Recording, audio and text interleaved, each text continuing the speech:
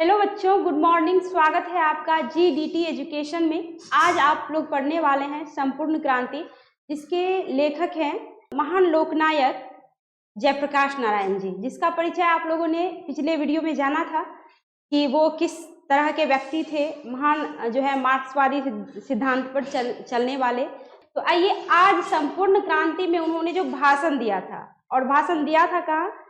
पटना के गांधी मैदान में। तो हमारे महान लोकनायक जेपी जी यानी जयप्रकाश नारायण जी पटना के गांधी मैदान में जो उन्होंने भाषण दिया था, उसका संक्षिप्त रूप जो है यानी संक्षिप्त अंश जो है आपके सामने प्रस्तुत है, यानी इस पाठ में आप लोग पढ़ने वाले हैं।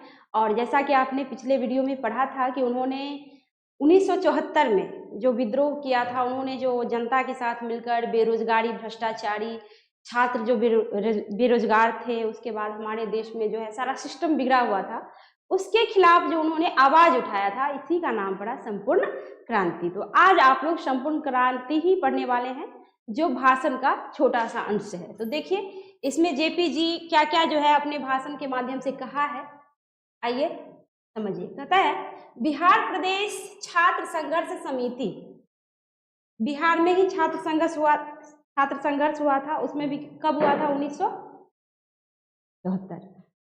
कहता है कि बिहार प्रदेश छात्र संघर्ष समिति के मेरे युवक साथियों, मेन तो युवक के लिए ही वो उन्होंने आवाज उठाया था।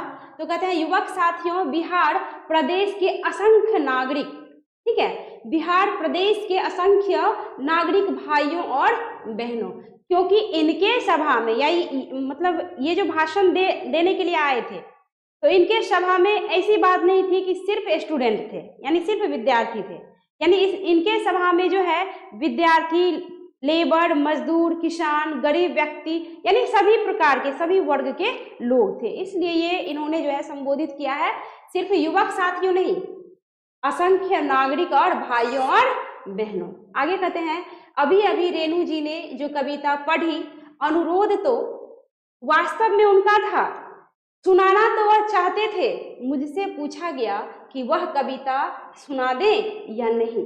अब यहाँ पे रेणु जी का जो इन्होंने नाम लिया, ये रेणु जी हैं कौन? बताइए। गुड, वाह।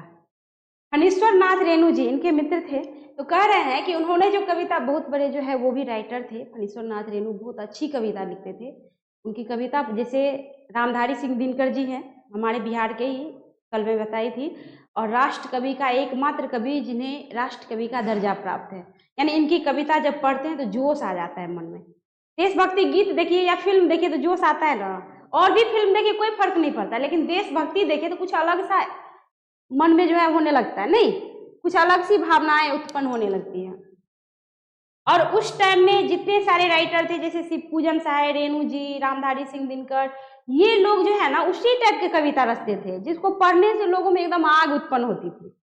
तो कह रहे हैं कि अभी अभी रेणु जी ने जो कविता पढ़ी, अनुरोध तो वास्तव में उनका था, ठीक है, रेणु जी का, सुनाना तो वह चाहते थे, यानी रेणु जी सुनाना चाहते थे, मुझसे पूछा गया कि वह कविता सुना दे या नहीं, मैंने स्वीकार किया। कैसे मना कर सकते थे? लेकिन उसने बहुत सारी स्मृतियां मतलब क्या, यादें, और अभी हाल ही की बहुत दुखद स्मृति को जागृत कर दिया, इससे हृदय भी भर उठा है। अब ऐसा कौन सा जो है, ऐसी कौन सी स्मृति है जिसको जागृत कर दिया, जिससे हृदय भर उठा? हृदय भर उठना मतलब क्या? जब आप कोई दुखद घटना सुनते हैं या खुशी वाली घटना, खुशी वाली कोई बात सुनते हैं, तब हृदय, कभी दुख के आंसू आ जाते हैं, कभी सुख के आंसू आते हैं, यानी खुशी के आंसू आते हैं, तो हृदय भर उठता है। तो कहते हैं कि इससे हृदय भर उठा है।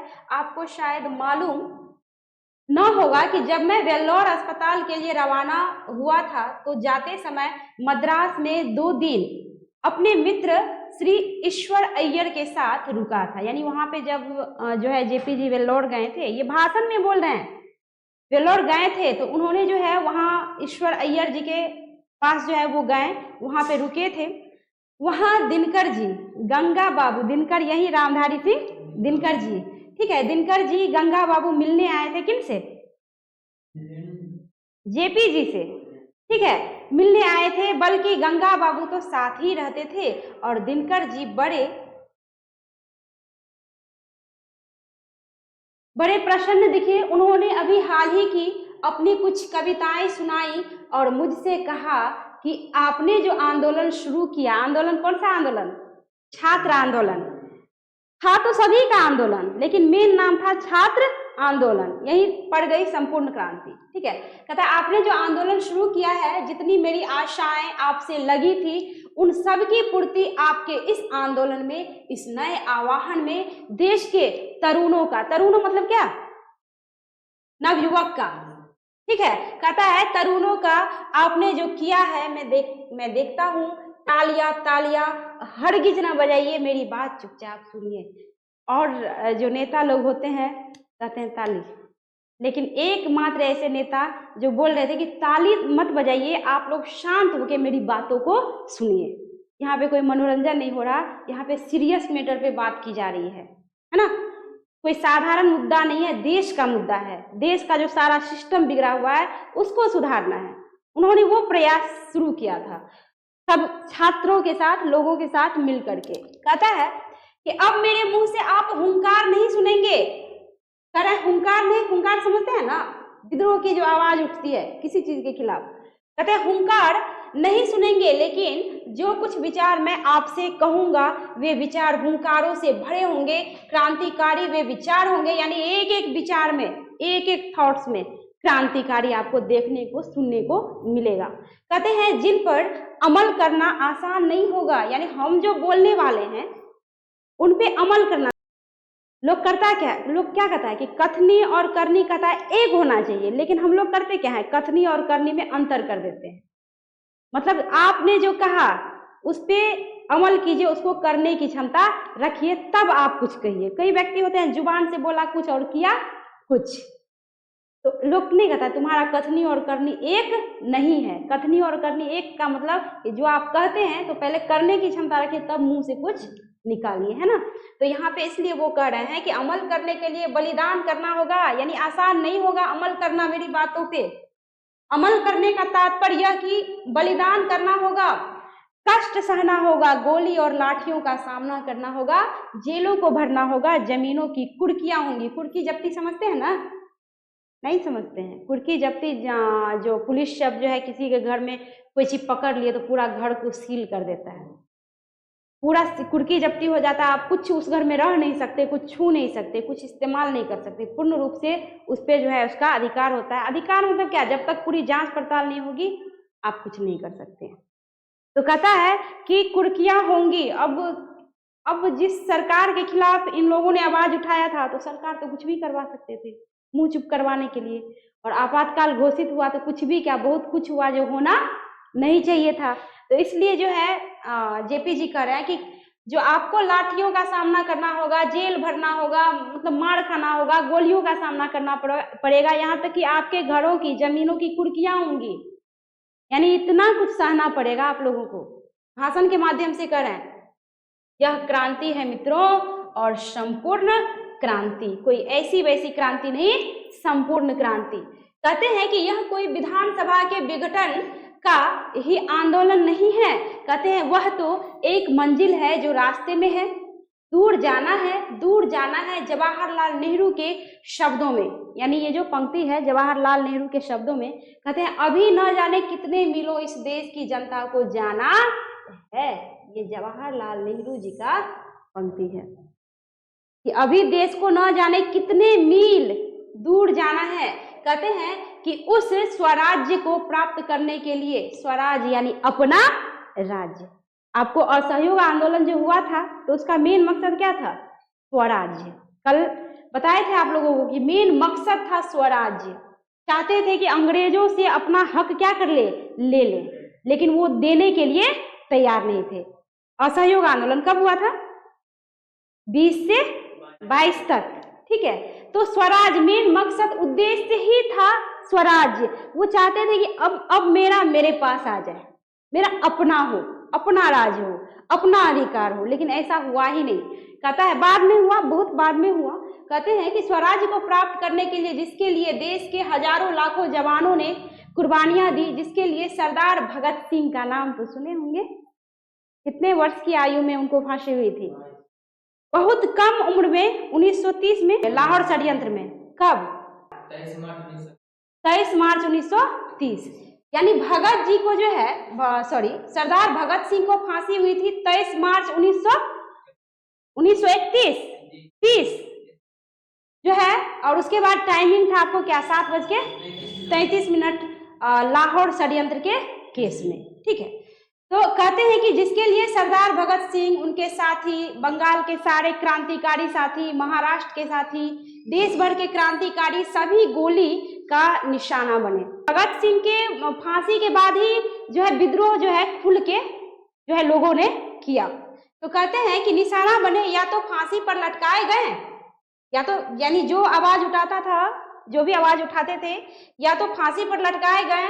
जिस स्वराज के लिए लाखों लाख देश की जनता बार बार जेलों को भरती रही, लेकिन आज 27-28 वर्ष के बाद, यानी आजादी के 27-28 वर्ष के बाद का जो स्वराज्य है, यानी वर्तमान का जो स्वराज्य है, कहते हैं उसमें जनता कराह रही है। यानी पहले अंग्रेजों का राज था, फिर भी जनता कराह रही थी, अब आजाद हो गई फिर भी करा रही है। मतलब किसी रूप में किसी तरह से जनता खुश नहीं थी। अब क्यों नहीं थी? यानी अंग्रेज का शासन गया तो अपने देश के जो नेता थे भ्रष्टाचारी में डूबे हुए थे, सब अपने फायदे में, सब अपने विषय में सोच रहे थे। इधर जनता मर रहा है, स्टूडेंट अपना घर जमीन बेच बेच के पढ़ाई करते हैं कि नहीं करते हैं? अगर आप इंजीनियरिंग डॉक्टरी जो करेंगे, इंजीनियरिंग करने के लिए या डॉक्टरी करने के लिए, ऐसे नहीं कि 1000 रुपया में पढ़ाई हो जाता है, लाखों रुपया लगते हैं। उसके लिए जो गरीब माता पिता होते हैं, हम लोग तो किसान के ही जो है, हमारे पूर्वज तो किसान ही हैं। भले ही लोग अब जॉब के क्षेत्र में चले जाएं, लेकिन हमारे पूर्वज तो किसान ही हैं। और गांव में अधिकतर बच्चों को पढ़ाना है, कोई जॉब दिलवाना है, इंजीनियर बनवाना है, डॉक्टर बनवाना है, तो जमीन बेचना पड़ता है। उतने सारे पैसे लाएंगे कहाँ से एक साथ? नहीं, जिसके घर में बिजनेस व्यापार नौकरी है तब तो अलग बात है। तो कह रहा है कि यहाँ पे कि जनता करा रही है, इसलिए करा रही है बेरोजगारी से, भ्रष्टाचारी से, हाँ, महंगाई से जनता करा रही है। भूख है, महंगाई है, भ्रष्टाचार है, कोई काम नहीं जनता का निकलता है। यानी कोई काम भी जनता का निकलता नहीं बगैर रिश्वत दिए हुए। यानी जब तक रिश्वत नहीं मतलब लगता था, जब तक वो घूस नहीं लेते थे, तब तक किसी काम को करने के लिए तैयार नहीं होते थे। आगे कह रहे हैं, सरकारी दफ्तरों में, बैंकों में हर जगह टिकट लेना, उसमें जहां भी हो रिश्वत के बगैर काम नहीं जनता का होता, हर जगह रिश्वत। भ्रष्टाचारी थी ना, अभी भी तो वही बात है। अभी भी आप पढ़ लिख लीजिए, जॉब आपको लेना हो तो पहले से रिश्वत उड़िया के, घूस का पैसा उड़िया के रखना पड़ता है। खुद हम इसका गुप्त भोगी हैं। ठीक है, सोचने वाली बात है। पीएचडी का जो एग्जाम होता है एडमिशन से पहले, पास किए, इंटरव्यू पास किए, और घूस के चक्कर में हमको सिलेक्ट नहीं किया। सोच सकते हो, एग्जाम पास किए, इंटरव्यू पास किए, और घूस पैसा के चक्कर में सिलेक्ट नहीं होने दिया। खुद इसका गुप्त भोगी है। तो अब उस टाइम से लेके अभी तक जो है तुमको वही हाल है। कह रहा है कि शिक्षा दी जाती है गुलामी की शिक्षा, सॉरी, हर प्रकार के अन्याय के नीचे जनता दब रही है। क्यों दब रही है? क्योंकि हर काम में रिश्वत, शिक्षा संस्थाएं भ्रष्ट हो रही है। ये बात तो एकदम सही है, हम किसी की बुराई नहीं कर रहे हैं। भीड़ है अधिक, यहाँ छोड़ के देख लो, 300-300, 400-400, 500-500 बच्चे हैं, 100-150 से तो ऊपर ही होंगे, नीचे नहीं। अब उतना भीड़ में कौन पढ़ रहा है, नहीं पढ़ रहा है, टीचर को कोई लेना देना नहीं है, बस वो पढ़ा रहे हैं। आगे जो पढ़ने वाला है सीरियस होके पढ़ लिया, चला गया, और जो पढ़ने वाले नहीं है बस मोबाइल लेके जाते ही हैं, टाइम पास, हंसी मजाक हुआ, चल दिए। उधर गार्जियन का पैसा बर्बाद जा रहा है, इधर टीचर का छोड़ो, टीचर का तो काम है पढ़ाना, उनको तो किसी तरह 1 घंटा बिताना है, और महीना लगेगा तो पैसा लेना ही है, पैसा छोड़ देंगे थोड़े। सोचना पड़ेगा स्टूडेंट को कि हम भीड़ वाली जगह में कैसे पढ़ें। अगर मोबाइल, हम बोले ना, उतना बच्चे में जो पढ़ने वाले बच्चे होंगे वही पढ़ेंगे, बाद बाकी बस टाइम पास, खुद आगे में बैठता है। और उसके बाद भी क्या, टीचरों को भी कम से कम, अभी देखो हमको कम बच्चा है तो चलो हम पढ़ा लिए, कॉपी भी जांच लेते हैं एक एक करके। अब जहाँ पे मान लो 200-250 बच्चा है तो टीचर भी क्या करेंगे, कितना कॉपी जांचेंगे? वहाँ तो बच्चा को खुद ही एक्टिव होना पड़ेगा ना। तो यहाँ पे जो है कहता है कि शिक्षा भी अब जो है ना, शिक्षा संस्थाएं भी भ्रष्ट हो रही है। यानी बिजनेस बिजनेस की तरह चल रहा है। बच्चे क्या पढ़ रहे हैं नहीं पढ़ रहे हैं कोई लेना देना नहीं है, बस हमको समय बिता देना है, जितना देर पढ़ाएं वो अपने घर हम अपने घर। तो कहते हैं कि शिक्षा संस्थाएं भ्रष्ट हो रही है, हजारों नौजवानों का भविष्य अंधेरे में पड़ा हुआ है, जीवन उनका नष्ट हो रहा है। शिक्षा दी जाती है गुलामी की शिक्षा। किसकी शिक्षा? गुलामी की शिक्षा।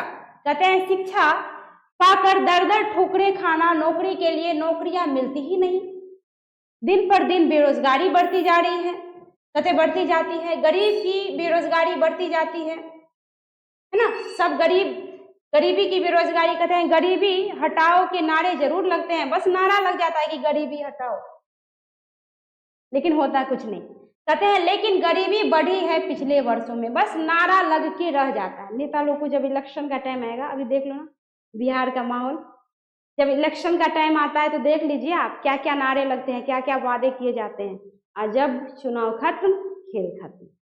हर साल वही होता है, ये वर्षों से यही होता आ रहा है। तो कहते हैं तो मित्रों आज की स्थिति यह है, और इस स्थिति में वहां दिनकर जी ने कुछ हमें अपने शब्द सुनाए, बड़े हृदय ग्राही थे। और उसी रात जब विदा हुए, कौन विदा हुए? कहते हैं विदा हुए उसी रात को हमारे मित्र रामनाथ जी गोयनका, जो इंडियन एक्सप्रेस के मालिक थे, यानी जेपी जी के ही मित्र थे, रामनाथ जी गोयनका जो इंडियन एक्सप्रेस के मालिक थे, कहते हैं के घर पर वह मेहमान थे। रात को दिल का दौरा पड़ा, 3 मिनट में उनको अस्पताल पहुंचाया गया। ठीक है, पहुंचाया गोयनका जी ने 3 मिनट में, सिर्फ 3 मिनट में, विलिंगडन नर्सिंग होम। शायद उसे कहते हैं सारा इंतजाम था वहां पर। पटना का अस्पताल तो पता नहीं 3 घंटे में भी तैयार नहीं हो पाता, सभी डॉक्टर सब तरह के औजार लेकर तैयार थे, लेकिन दिनकर जी का हार्ट फिर से जिंदा नहीं हो पाया। गोयनका जी के देखरेख में जो है उनकी इलाज जो है चली, तुरंत 3 मिनट के अंदर में ले गए, सारी सुविधाएं सारी व्यवस्था थी, लेकिन हार्ट का प्रॉब्लम था। तो कहते हैं कि फिर से जिंदा नहीं हो पाया, उसी रात उनका निधन हो गया, यानी दिनकर जी का निधन उसी रात हो गया। ठीक है, तो कहते हैं कि दिनकर जी का हार्ट फिर से जो है जिंदा नहीं हो पाया, और ऐसी चोट लगी उनकी यह कविता सुन के, उनका वह सुंदर सौम्य जोशीला चेहरा याद आ गया। यानी उनकी जो भी दिनकर जी के चाहते हैं, जो भी दिनकर जी को पसंद करते हैं, अगर आप उनकी कविताएं पढ़ेंगे ना, यानी जो भी दिनकर जी को पसंद करते हैं कविताएं पढ़ेंगे ना, तो लगेगा आपको कि सच में दिनकर जी सामने में बैठे हैं, खुद ही बोल रहे हैं, ऐसा कविता होता है। कविता सुने 10वां में जो संस्कृत उनका जो बुक है हिंदी है ना, 2 राह समय के रथ का घर घर नाद सुनो, सिंहासन खाली करो की जनता, वो तो साधारण है, हाँ उसी का है, लेकिन अधिकतर होता है उसमें भी तो देशभक्ति है कि पुष्प चाहता है कि जिस पथ से सेना जवान चले उस पथ पे हमको क्या करो, फेंक दो। और है कि हुंकार, एक कविता है हुंकार, कि कहते हैं कि सिंहासन खाली करो की जनता आती है, वो हुंकार मार के कहते हैं कि अब सिंहासन पे भारत के जनता का अधिकार है, अब तुम लोग खाली करो, अब हम लोग बैठेंगे, क्योंकि अब लोकतंत्र का जो है राज तिलक होने को है। यानी ऐसी ऐसी कविताएं, थोड़ा सा सर्च करके पढ़ के देख लेना कि कैसी कविताएं होती है। तो कहता है कि उनकी यह कविता सुन के उनका वह सुंदर सौम्य जोशीला चेहरा याद आ गया। आज लगता है कि हमारे 2 मित्रों की कितनी कमी है। आज भाई बेनीपुरी, बेनीपुरी से कौन तात्पर्य, क्या बेनीपुरी से क्या तात्पर्य, राम वृक्ष बेनीपुरी। कहते हैं कि आज भाई बेनीपुरी जी होते, उनकी लेखनी में जो ताकत थी, बेनीपुरी जी भी ऐसे राइटर थे, ऐसी ताकत होती थी इनकी लेखनी में कि लोग तो सीधे जैसे लगता था उतर गए विद्रोह पे। कहते हैं उनकी लेखनी में जो ताकत थी, आज के जुलूस का, आज की सभा का जो वर्णन वह देते, एक एक शब्दों में अंगार होते। आज दिनकर जी जो कविता लिखते नए भारत के नव निर्माण के लिए, नए भारत के नव निर्माण के लिए, जो देश के युवकों और छात्रों और देश के साधारण व्यक्तियों, नर और नारियों के द्वारा आज से हो रहा शुरू प्रारंभ हो गया, कहते हैं आज से हो रहा शुरू प्रारंभ हो गया है, वह कविता शायद इस नवीन क्रांति का एक अमर साहित्य बन जाती। लेकिन आज दोनों ही नहीं है। दिनकर जी न दिनकर जी है न बेनीपुरी जी। कहने का तात्पर्य कि उस संपूर्ण क्रांति के भाषण में जो है मतलब जेपी जी दिनकर जी को और रामवृक्ष बेनीपुरी जी को याद कर रहे थे कि काश वो दोनों होते तो इस सभा का कुछ और ही नजारा होता, क्योंकि वो उनका शब्द ही ऐसा होता था, ऐसा शब्द होता था कि सीधे जो है दुश्मनों पे चोट पहुंचाता था, सीधे प्रहार, करारा प्रहार करता था। तो कह रहे हैं कि अगर काश वो होते तो कुछ नजारा ही और होता। कहते हैं तो मित्रों ये स्मृतियां जगी है और इनका भार हृदय पर है। मैं तो थक गया हूँ, लेकिन आज बड़ी भारी जिम्मेदारी हमारे कंधों पर आई है और मैंने इस जिम्मेदारी को अपनी तरफ से मांग करके नहीं लिया है। तरुणों से, छात्रों से बराबर कहता हूँ कि जब पहला हमने आह्वान किया था, ठीक है, पहला आह्वान इन्हीं का था। कहते हैं कि यूथ फॉर डेमोक्रेसी मतलब क्या? यूथ मतलब क्या होता है? युवा, युवा हो और पता नहीं यूथ मतलब क्या है? युवा। कहते हैं कि यूथ फॉर डेमोक्रेसी यानी युवाओं का लोकतंत्र होना चाहिए, बट किस में? युवाओं में। कहते हैं कि यूथ फॉर डेमोक्रेसी यानी उन्होंने पहला आह्वान किया था यूथ फॉर डेमोक्रेसी का लोकतंत्र में युवकों का क्या रोल है। दिया हुआ है ना कि लोकतंत्र में युवकों का क्या रोल है, यानी युवा वाला लोकतंत्र। कहते हैं कि क्या रोल है यह हमने जो बताया था उनमें लिखा था और उसके बाद बराबर कहता रहा हूँ, संचालन समिति में बहस करता रहा हूँ। हम बूढ़े हो गए हैं, यानी जो जेपी जी जो है कमजोर हो गए थे, एज भी बढ़ती चली जा रही थी। कहते हैं कि हमारी सलाह ले लीजिए, हम दूसरी पीढ़ी के हो गए, आप नई पीढ़ी के लोग हैं, देश का भविष्य आपके हाथों में है, उत्साह है आपके अंदर, शक्ति है आपके अंदर, जवानी है आपके अंदर, आप नेता बनिए, मैं आपको सलाह दूंगा। यानी भगत सिंह का जब आप चैप्टर पढ़ेंगे तो उसमें कहा गया है कि युवाओं को पॉलिटिक्स में कोई इंटरेस्ट नहीं लेना चाहिए। इस पे भगत सिंह भड़क गए थे, ठीक है, भड़क गए थे। मतलब क्या कि मतलब कुछ उस भगत सिंह के समय में मतलब नेताओं का कहना था कि स्टूडेंट का काम है सिर्फ और सिर्फ क्या करना, पढ़ाई करना, उनको जो है पॉलिटिक्स में क्या लेना देना है, पॉलिटिक्स में इंटरेस्ट रख के। लेकिन भगत सिंह का मानना था कि पॉलिटिक्स में इंटरेस्ट रखेगा तभी तो देश की हर एक गतिविधियों पे नवयुवकों का क्या होगा, नजर होगा, उन्हें भी पता चलेगा कि देश में आखिर हो क्या रहा है, कैसी हलचल है। तो मतलब रहे, क्योंकि देश का जो है भावी आपको जो है कौन है, युवा। देश को जो है अगर सही दिशा में ले जाने वाला अगर कोई है तो सिर्फ युवा है ना, क्योंकि युवा ही देश के भविष्य हैं।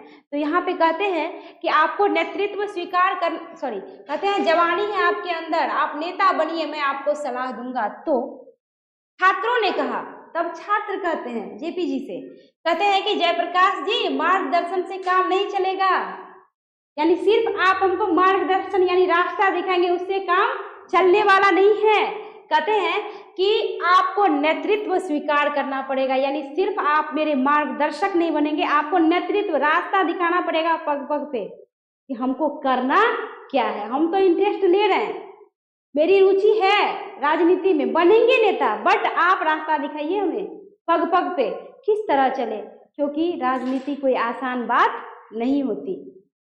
तो कहते हैं कि स्वीकार करते समय मैंने अनुभव किया,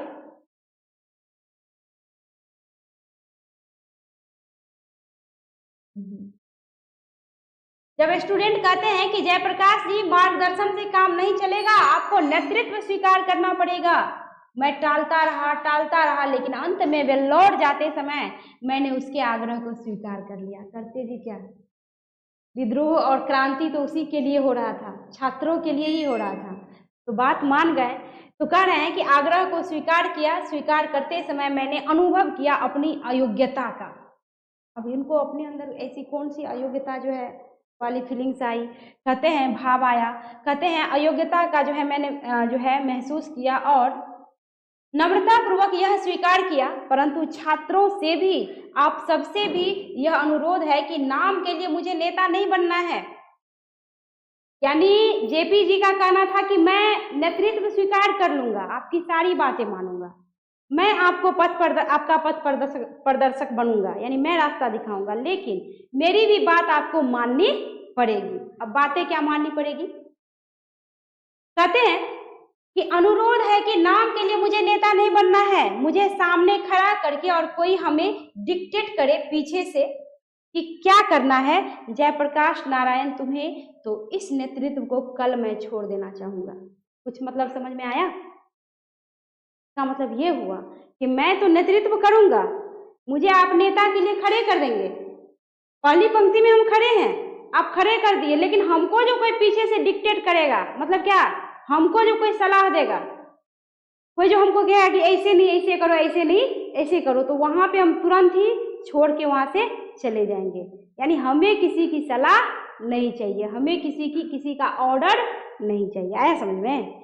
तो इसलिए उन्होंने कहा कि सामने खड़ा करके अगर कोई हमें डिक्टेट करे, यानी अगर मैं नेतृत्व करूंगा तो अपने हिसाब से चलूंगा, है ना। अब आगे कहते हैं सबकी सलाह लूंगा, तालियां नहीं, बात सुनिए, बात समझिए, सबकी बात सुनूंगा, छात्रों की बात जितना भी ज्यादा होगा, जितना भी समय मेरे पास होगा, उनसे कहते हैं कि बहस करूंगा, समझूंगा और अधिक से अधिक उनकी बात मैं स्वीकार करूंगा। आपकी बात स्वीकार करूंगा जन संघर्ष समितियों की, लेकिन फैसला मेरा होगा। स्वीकार करूंगा बातों को, लेकिन फैसला करूंगा मैं। पहले तो कहा कि किसी का डिक्टेट मुझे बर्दाश्त नहीं होगा, ठीक है। फिर कहते हैं यानी कोई हमें आज्ञा दे, ये मुझे बर्दाश्त नहीं। फिर कहते हैं कि मैं सब कुछ करूंगा, समझूंगा, हाँ, लेकिन कहते हैं कि फैसला मेरा होगा। फिर स्वीकार मैं करूंगा, आपकी बात स्वीकार करूंगा जन संघर्ष समितियों की, लेकिन फैसला मेरा होगा। इस फैसले को इनको मानना होगा और आपको मानना होगा, तब तो इस नेतृत्व का कोई मतलब है, तब यह क्रांति सफल हो सकती और नहीं। कहने का मतलब क्या, नेतृत्व का मतलब क्या कि फैसला मेरा रहेगा तब तो सफल होगा, अन्यथा नहीं। मतलब युवा पीढ़ी है, युवा क्या जाने कि किस तरह से कौन सा दांव पेच खेला जाएगा, तो उसको मात कैसे देनी है। क्योंकि जेपी जी का उम्र हो चला था, तो उन्हें अंदाजा था कि हमें कहाँ पे कैसे चलना है, कहाँ पे क्या बोलना है, क्या करना है ना। तो कहते हैं कि बात मानना होगा, तब तो इस नेतृत्व का कोई मतलब है, तब यह क्रांति सफल हो सकती है और नहीं आपस के झगड़ों में, बहसों में पता नहीं कि हम किधर बिखर जाएंगे और क्या क्या नतीजा निकलेगा। बहुत ही दिनों से सार्वजनिक जीवन में हूँ। कहते हैं 1921 में जनवरी के महीने में इसी पटना कॉलेज में आईएससी का विद्यार्थी था। 1921 में जेपी जी आईएससी के स्टूडेंट थे, उसी पटना कॉलेज में जहाँ पे ये भाषण देने के लिए गए थे। तो कहते हैं कि आईएससी का स्टूडेंट था, हमारे साथ निकट के साथी थे, वे सब छात्रवृत्ति पाने वाले, यानी निकट के ऐसे साथी सभी छात्रवृत्ति पाने वाले, यानी छात्रवृत्ति भी वहीं पा सकता था जो कड़ी मेहनत करता था, जो मेधावी छात्र छात्रा हुआ करते थे। कहते हैं कि मुझे भी छात्रवृत्ति मिलती थी, सब अव्वल दर्जे के क्रीम। अव्वल दर्जे के क्रीम का तात्पर्य कि कोई साधारण स्टूडेंट नहीं रहे होंगे, नहीं थे। कहते हैं अव्वल दर्जे के क्रीम उस समय के विद्यार्थियों में, और हम सबने एक साथ गांधी जी के आह्वान पर असहयोग किया था। असहयोग आंदोलन 1920-22, कहते हैं असहयोग किया था। असहयोग करने के बाद करीब 1.5 वर्ष यूं ही मेरा जीवन बीता। 1.5 वर्ष तो उस आंदोलन में ही चला गया, शिक्षा भी उनकी अधूरी रह चुकी थी। उसके बाद वो अमेरिका गए थे ना। तो कहते हैं कि बीता, चूंकि मैं साइंस का विद्यार्थी था, यानी जेपी जी ने साइंस रखा हुआ था, तो साइंस का मतलब है ट्यूशन, साइंस का मतलब है पढ़ाई। आर्ट तो चलो घर रह के भी पढ़ लेंगे जैसे तैसे, लेकिन साइंस में तो सो बात नहीं होती। कहता है तो राजेंद्र बाबू के सचिव या मंत्री या मित्र या जो कहिए मथुरा बाबू, उनके जमाता थे बाबू फूलदेव साहब, ठीक है। कहते हैं वर्मा, उनके पास भेज दिया गया कि फूलदेव बाबू के साथ रहो और उनकी लेबोरेटरी में, उनकी प्रयोगशाला में कुछ प्रयोग करो और उनसे कुछ सीखो। यानी इनको जो हिदायत दी गई जेपी जी को, ये वही रहो वही सीखो। कहते हैं महामना मदन मोहन मालवीय जी के लिए मेरे हृदय में पूजा का भाव है। नाम सुने होंगे मदन मोहन मालवीय जी का, वो भी बहुत बड़े विद्वान, बहुत बड़े नेता थे। कहते हैं कि पूजा का भाव है, परंतु हिंदू विश्वविद्यालय में भी दाखिला होने के लिए मैं तैयार नहीं था, क्योंकि सरकारी रुपया, सरकारी एड मदद विश्वविद्यालय को मिलती थी, स्वतंत्र नहीं था वह, पूर्ण रूप से राष्ट्रीय विद्यालय नहीं था। तो मैं किसी विद्यालय में नहीं गया, बिहार विद्यापीठ में मैंने परीक्षा दी, ISC की, पास तो करना ही था, पास तो इन्हें करना ही था, पास कर गया। उसके बाद बचपन में जब हाई स्कूल में था, कहते हैं कि मैंने स्वामी सत्यदेव के भाषण सुने अमेरिका के बारे में, यानी वहाँ जब हाई स्कूल में जब ये थे तो उसी टाइम जो है, कहते हैं वो JP जी कर रहे हैं कि मैंने स्वामी सत्यदेव के, सत्यदेव ही है ना, सत्यदेव के भाषण सुने थे अमेरिका के बारे में। कोई धनी घर का नहीं हूँ, थोड़ी सी खेती और पिताजी नहर विभाग के जिलादार थे। यानी JP जी के पिता नहर विभाग के क्या थे? जिलादार थे। याद रखिएगा, याद रहेगा ना? कोई बात नहीं। कहते हैं कि नहर विभाग के कौन थे? जिलादार। कौन थे? जिलादार। बाद में रेवेन्यू असिस्टेंट हुए, नॉन गजेटेड अफसर थे। उनकी हैसियत नहीं थी कि वह मुझे अमेरिका भेजें। कल किसी ने पूछा था कि JP जी क्या अमीर थे क्या, जो अमेरिका पढ़ने के लिए गए थे? देख लिए ना, अमीर नहीं थे, उनके पिता भी किसान ही थे। ठीक है, तो कहते हैं नहर विभाग के जिलादार थे। कहते हैं कि हैसियत नहीं थी कि वह अमेरिका जाए, अमेरिका भेजे। तो मैंने सुना था कि अमेरिका में मजदूरी करके लड़के पढ़ सकते हैं। यानी JP जी ने सुना था कि जो भी अमेरिका जाते हैं ना, तो मजदूरी करके आप पढ़ सकते हैं, क्योंकि वहां पे तो डॉलर चलता है। तो कहते हैं कि मैंने सुना था कि वहां पे मजदूरी करके लड़के पढ़ सकते हैं। मेरी इच्छा थी कि आगे पढ़ना है मुझे। आंदोलन तो गिराव पर आ गया है, चढ़ाव पर था, उतर चुका है। इस बीच अमेरिका से कुछ शिक्षा प्राप्त करके आ जाऊं, इसलिए अमेरिका गया। यानी 1920 से 22, 1.5 साल तो इनका बर्बाद गया। मैट्रिक के बाद जो है इंटरमीडिएट में आए, उसके बाद असहयोग आंदोलन में कूदे। ठीक है, 21 में इंटरमीडिएट किया इन्होंने, एडमिशन लिया था 21 में, इंटरमीडिएट के छात्र थे आपको पटना कॉलेज में। उसके बाद जो आपको 20 और 22, हाँ 20 में आंदोलन शुरू हुआ था, तो बीच में इनकी पढ़ाई रुक गई थी। उसके बाद 21 में जो है इन्होंने, 21 के बाद वो अमेरिका गए। तो वहाँ पे जो है उन्होंने सोचा क्या कि इस बीच में अभी तो आंदोलन थोड़ा सा स्लो चल रहा है, गिरी हुई है ना, तो तब तक हम अमेरिका होके आ जाते हैं, कुछ पढ़ लेंगे। कहते हैं कि चढ़ाव पर था, उतर चुका था, इस बीच अमेरिका से कुछ शिक्षा प्राप्त करके आ जाऊं, इसलिए अमेरिका गया। अमेरिका जाने के बाद कहते हैं कुछ लोग हैं जो हमारे पता नहीं कि उन्हें, कहते हैं कि पता नहीं कि उन्हें किस नाम से पुकारूं, मुझे आज वर्षों से गालियां देते रहे हैं। यानी JP जी जो अमेरिका गए तो कुछ लोग JP जी को गाली दे रहे हैं, वर्षों से गाली दे रहे थे। क्यों? कहते हैं कि कितनी गालियां मुझे दी गई, क्योंकि अमेरिका में मैंने पढ़ा, इसलिए। कहते हैं इसलिए मैं अमेरिका का दलाल बना हूं, निक्सन को दे दो तार, जयप्रकाश की हो गई हार। मतलब निक्सन के नाम से इनको जो है मतलब चिढ़ाने लगे लोग, वो अमेरिका चले गए पढ़ने। तो अब कुछ जो हमारे देश के जो नेता लोग थे, इंदिरा गांधी जी का समय था, उस टाइम में अमेरिका और भारत का जो है रिश्ता सही नहीं था। तो उस टाइम में जो एकदम समझिए कि टक्कर चल रहा था, उतनी दोस्ती नहीं थी जैसे अभी वर्तमान में है। मोदी के युग में अभी जो है, मोदियों में क्या रहेगा, ट्रंप भी देख रहा है कैसे कैसे मन बदल रहा है, कभी कुछ कर रहे हैं, बस मतलब ऊपरे ऊपरे जो है सो दिल। हाँ, तो यहाँ पे देखिए तो हुआ क्या कि उस टाइम में अमेरिका और भारत की स्थिति अच्छी थी नहीं, तो लोगों को एकदम मतलब अखड़ आ गया कि ये अमेरिका गया क्यों। नेता लोग जो है एकदम अखड़ गए कि वहां पे गया क्यों, वहां पढ़ के आया। तो इसलिए कहने लगा कि निक्सन को दे दो तार, जयप्रकाश की हो गई हार। यानी लोग नारा देने लगे। ठीक है,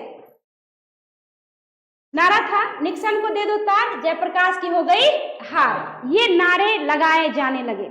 निक्सन जो है आपको उस टाइम में अमेरिका के राष्ट्रपति थे, तो इनको चिढ़ाया जाने लगा कि वहां जाके पढ़े, देश की स्थिति सही नहीं, मतलब मेल जोल है नहीं, वहां पे दुश्मन देश में जाके पढ़ के आया है, तो इनको लोग गालियां देने लगे। लेकिन JP को कोई फर्क पड़ता नहीं था।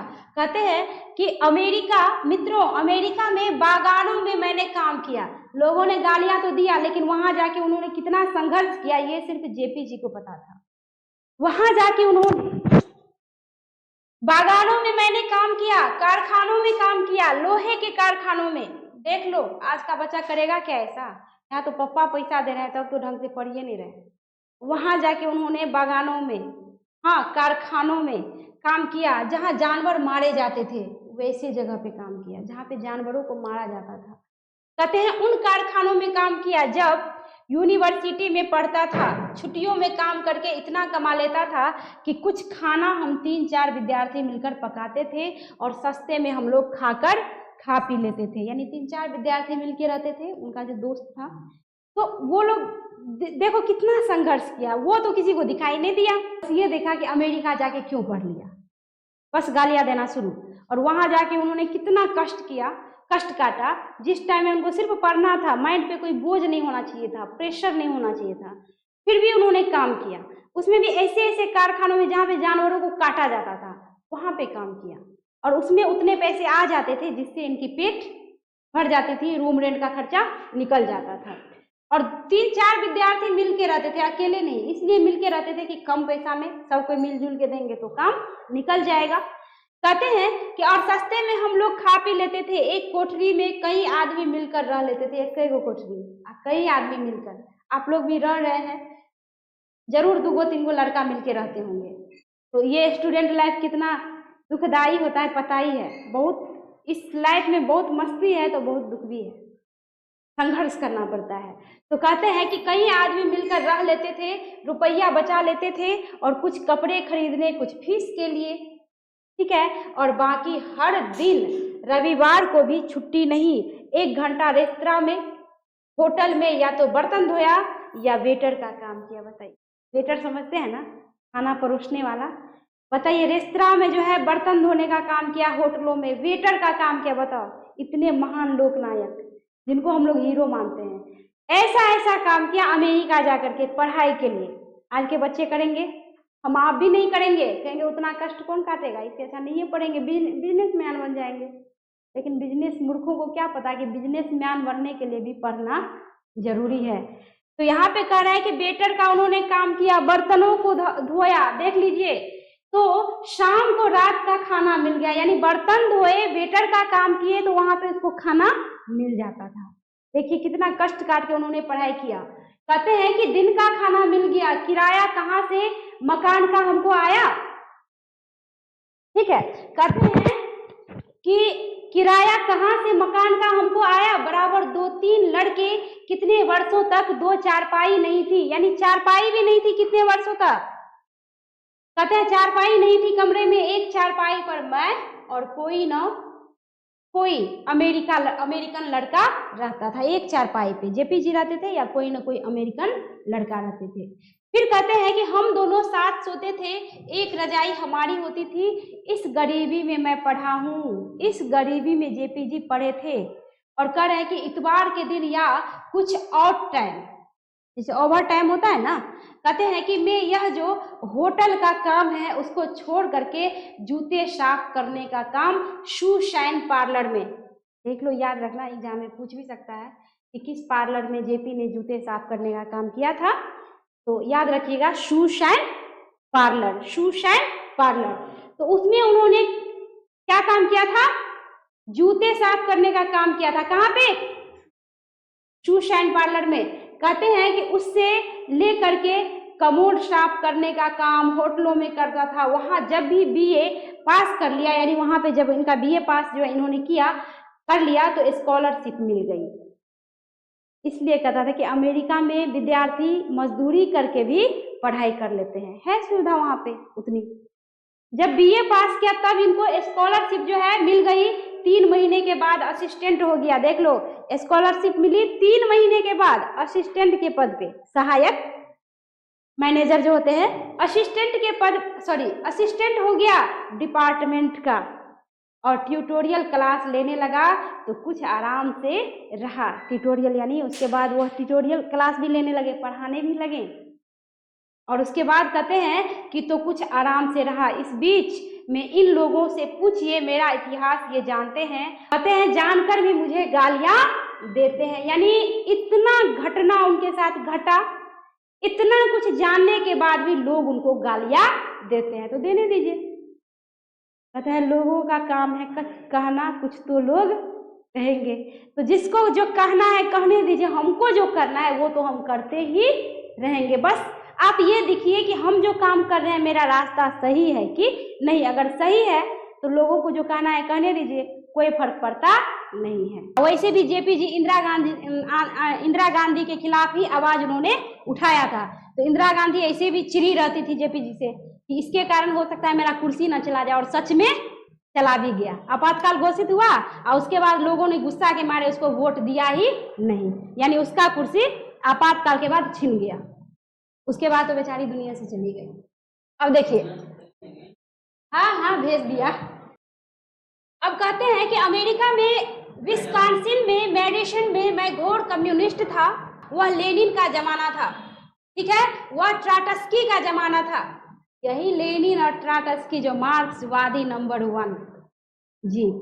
तो कह रहे हैं कि वह लेनिन का जमाना था, वह ट्राटस्की का जमाना था। 1924 में लेनिन मरे थे और 1924 में मैं मार्क्सवादी बना था, क्योंकि वह उनका पुस्तक इतना पढ़े कि उनको लगा कि नहीं, मार्क्सवादी बनना जरूरी है। कोई अपने इच्छा से गांधीवादी बनते हैं, जैसे कि इनकी जो पत्नी थी, कौन थी पत्नी? प्रभावती देवी, ब्रजकिशोर जी की बेटी। और ब्रजकिशोर जी भी कोई ऐसे वैसे लोग नहीं थे, वो भी घोर गांधीवादी थे ना, घोर गांधीवादी, यानी वो भी गांधीवादी ही थे। तो कह रहे हैं कि मैं मार्क्सवादी बना, यानी लेनिन 1924 को मरे और उसके बाद ये जो है मार्क्सवादी बन गए। कौन बने? जेपी जी। और दावे के साथ कह सकता हूं कि उस समय तक जो भी मार्क्सवाद के ग्रंथ छपे थे 1924 ईस्वी में, जो भी ग्रंथ छपे थे अंग्रेजी में हम लोगों ने पढ़ डाले, यानी जितना ग्रंथ छपा था सब जेपी जी ने और उनके साथ जो दोस्त रह रहे थे सबने मिलकर उसको दिन रात जग के सारा का सारा ग्रंथ क्या कर दिया? पढ़ लिया। और ग्रंथ तो नया नया पढ़े ही थे, तो नया नया कहानी पढ़िए तो असर तो रहता है ना। तो असर तो था, वैसे भी वो उस टाइप के थे ही, क्रांतिकारी स्वभाव के थे ही। तो वो जो है इसलिए घोर मार्क्सवादी बन के भारत लौटे थे। तो कह रहे हैं कि जितने सारे ग्रंथ छपे थे अंग्रेजी में हम लोगों ने पढ़ डाले थे। रात रात को रोज एक रशियन टेलर था, दर्जी था, उसके यहाँ हमारे क्लास लगते थे, ठीक है। कहते हैं कि और वहां से जब भारत लौटा था घोर कम्युनिस्ट बनकर, वहां से जब भारत लौटा तो घोर कम्युनिस्ट, घोर मार्क्सवादी बनके वहां से लौटा।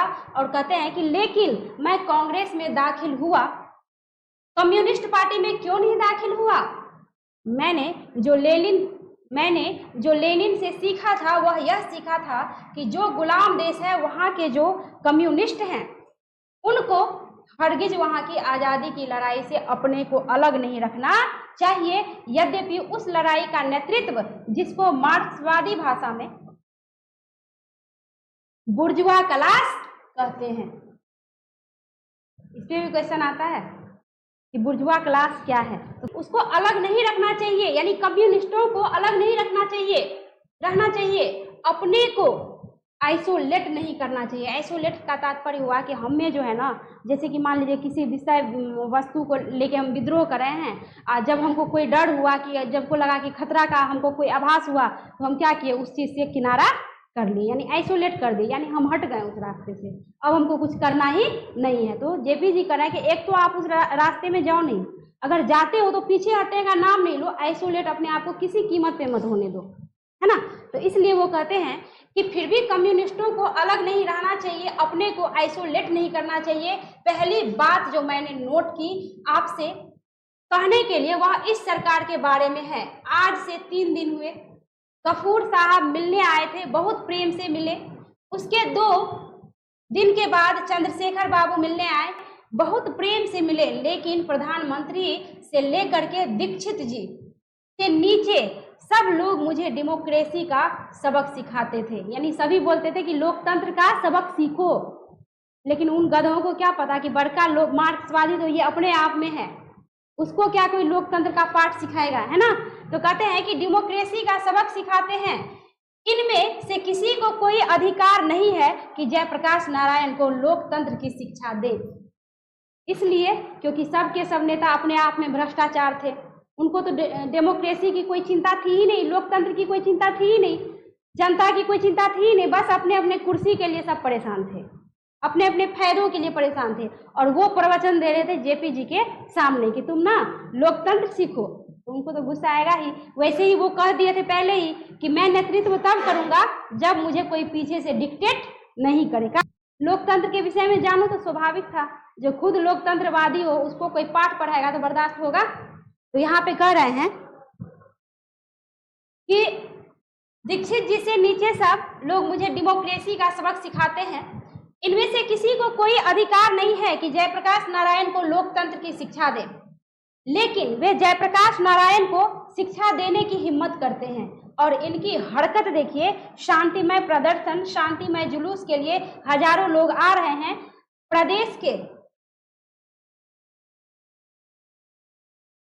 कोने कोने से छात्र आ रहे हैं, यानी जुलूस जो हो रहा था, इनकी जो सभा हो रही थी, भाषण जो जेपी जी का चल रहा था, तो बोल रहे थे कोने कोने से लोग आ रहे हैं, छात्र आ रहे हैं, किसान आ रहे हैं, मजदूर आ रहे हैं, मध्यम वर्ग के लोग आ रहे हैं, कहीं पैदल आ रहे हैं, कुछ बस से आ रहे हैं, कहीं रेलों से आ रहे हैं, कोई ट्रक भाड़े पर लेकर के डीजल अपना खरीद करके। अरे वाह, सोचो कैसा नशा था जेपी जी का, सोच लो जेपी जी में ऐसा क्या जादू था उनके भाषण में कि लोग पगला गए थे उनका भाषण सुनने के लिए। किसी न किसी तरह सबको गांधी मैदान पहुंचना था। देख लो कैसी आग लगी थी, इस शब्द में कितना पावर होता है। तो कह रहे हैं कि डीजल अपना खरीद करके ले करके आ रहे हैं, जहां तहां रोका है इनको। अब उस टाइम में इंदिरा गांधी की सरकार थी, इंदिरा गांधी को लगा हमारे खिलाफ ये लोग आवाज उठा रहा है, तो इसको किसी तरह हमको क्या करना है, रोकना है, क्योंकि इससे मेरी जो है कुर्सी खतरे में पड़ जाएगी। तो जगह जगह पुलिस तैनात करवा के भीड़ को रोका जा रहा था। यानी लोग तो किसी को कुछ कर नहीं रहे थे, वो तो बस जा रहे थे कहाँ, गांधी मैदान, जेपी जी का भाषण सुनने, अपना रास्ते होके जा रहे थे, उनको रोका जा रहा था। बताओ, अगर वो जैसे तोड़फोड़ करते, कोई हंगामा करते, तब वहां पे कोई टेंशन वाली बात थी। बस अपना शांतिपूर्ण रूप से जा रहे थे, उसको रोका जा रहा था कि तुम लोग मत जाओ। लाठी बरसाए जा रहे थे, यानी क्या जबरन उन लोगों को बोल रहे थे कि घूम जाओ वापस, वहां नहीं जाना है। लेकिन जिसको नशा चढ़ गया हो क्रांति की, तो वो रुक नहीं सकता। तो जहां तहां रोका है इनको, लड़कों को पीटा है, क्योंकि छात्र थे सारे के सारे नवयुवक छात्र, बेरोजगार छात्र, पढ़ लिख के डिग्री लेके बैठे हैं, कोई नौकरी नहीं, ठीक है। सबको पीटा, गिरफ्तार किया अनायास, कोई कारण नहीं, कोई वजह हो नहीं कि किस कारण से आप पीट रहे हैं जनता को, किस कारण से स्टूडेंट को पीट रहे हैं, कोई तो वजह चाहिए ना जी। कोई वजह नहीं था, दिखाना भी नहीं चाहते थे, बोलना भी नहीं चाहते, बस पीट रहे थे। मतलब क्या, मेरी नहीं बात मानोगे तो घूमो यहाँ से, या नहीं घूमोगे तो जेल चलो, अरेस्ट करके जेल ले जाते थे, ठीक है।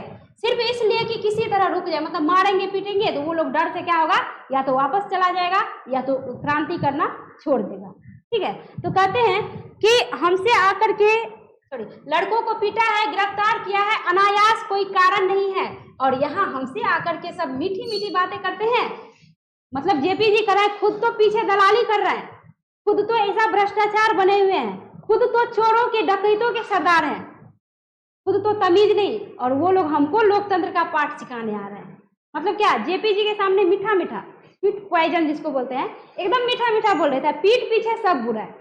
और जेपी जी बखूबी जानते थे कि मेरे मुंह पे मीठा बोलते हैं, पीठ पीछे छुरी घोंपने का काम करते हैं, उनको सब पता था। तो कह रहे हैं कि सब मीठी मीठी बातें करते हैं। इन्होंने जिद की कि इस रास्ते से जुलूस नहीं जाएगा, इसमें यह खतरा है, वह खतरा है, मतलब झूठों से जनता को बोलने लगे कि ये खतरा है, वो खतरा है, मत जाओ, ऐसे हो जाएगा, वैसे हो जाएगा। होना था कुछ नहीं। तो आगे कह रहे हैं कि इसमें यह खतरा है, वह खतरा है, मुझे कोई खतरा दिखाई नहीं दिया। जेपी जी कह रहे हैं कि कोई खतरा तो ऐसी थी नहीं, जितना वो मतलब धमका रहे थे, डरा रहे थे लोगों को कि मत जाओ। हाँ, लेकिन जब उन्होंने कहा कि शायद जेल तोड़ने की कोशिश हो और शायद उन्हें गोली चलानी पड़े, तो मैंने कहा इसकी जिम्मेदारी मैं नहीं लेता हूँ। आंदोलन हमारा किसी दूसरे उद्देश्य से हो रहा है, बीच में यह डाइवर्शन हो जाए, रास्ता ही भटक जाए हम लोग, यानी डाइवर्शन हो जाए मतलब क्या, कि जिस रास्ते पे जिस काम से हम चल रहे हैं, डाइवर्शन मतलब माइंड को डाइवर्ट कर देना, डिस्टर्ब कर देना, भटका देना। तो कह रहे हैं कि किसी का मेरा जो क्रांति चल रहा है, हम नहीं चाहते हैं कि मेरा क्रांति क्या हो, बीच में किसी तरह रुके, कोई डाइवर्शन हो, मतलब वो नहीं चाहते थे कि किसी का माइंड डाइवर्ट हो, है ना।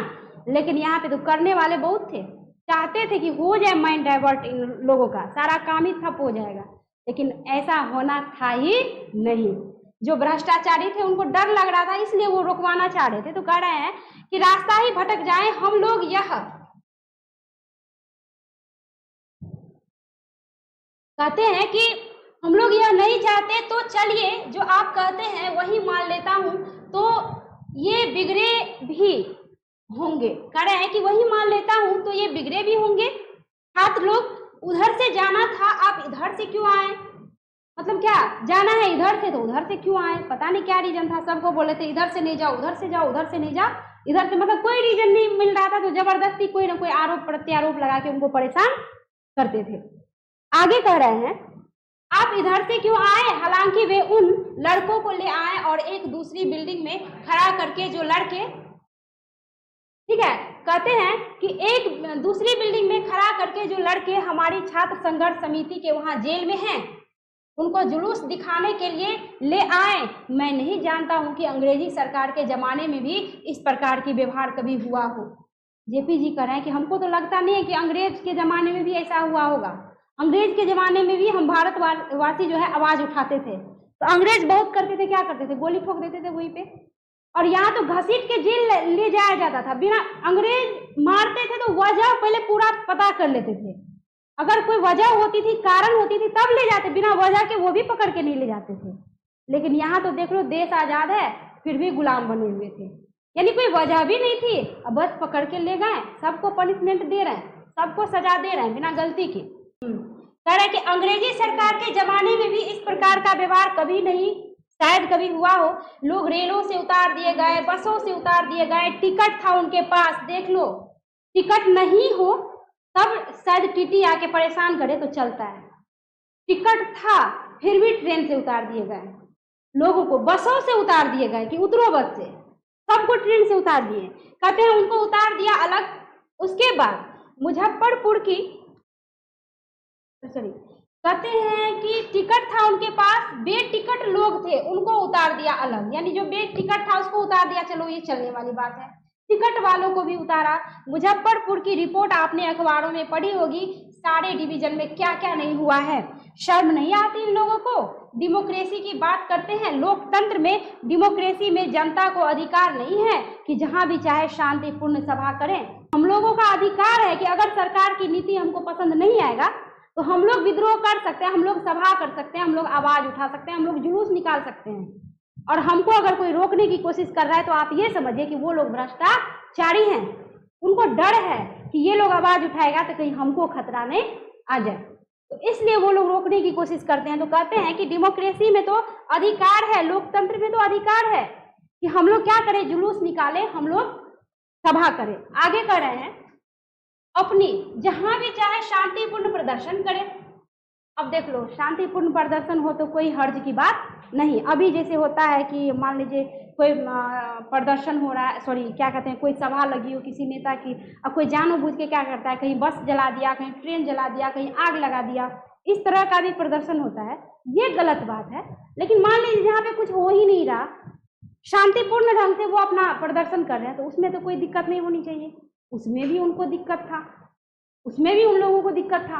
कहते हैं राज्यपाल के यहाँ जाना हुआ तो लाखों की तादाद में जाएं, असेंबली के सामने जाएं, ठीक है।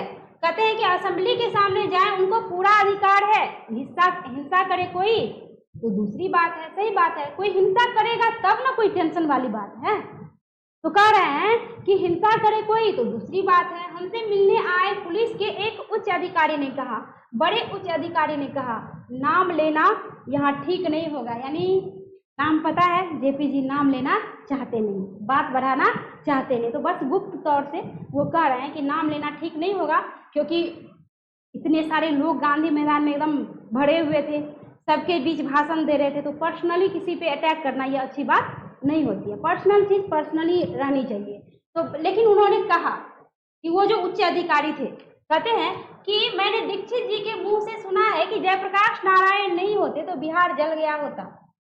यानी उस उच्च अधिकारी जी ने कहा, उस उच्च अधिकारी ने कहा, ठीक है, जेपी जी से, कि मैंने दीक्षित जी के मुंह से सुना है कि जयप्रकाश नारायण नहीं होते तो बिहार जल गया होता।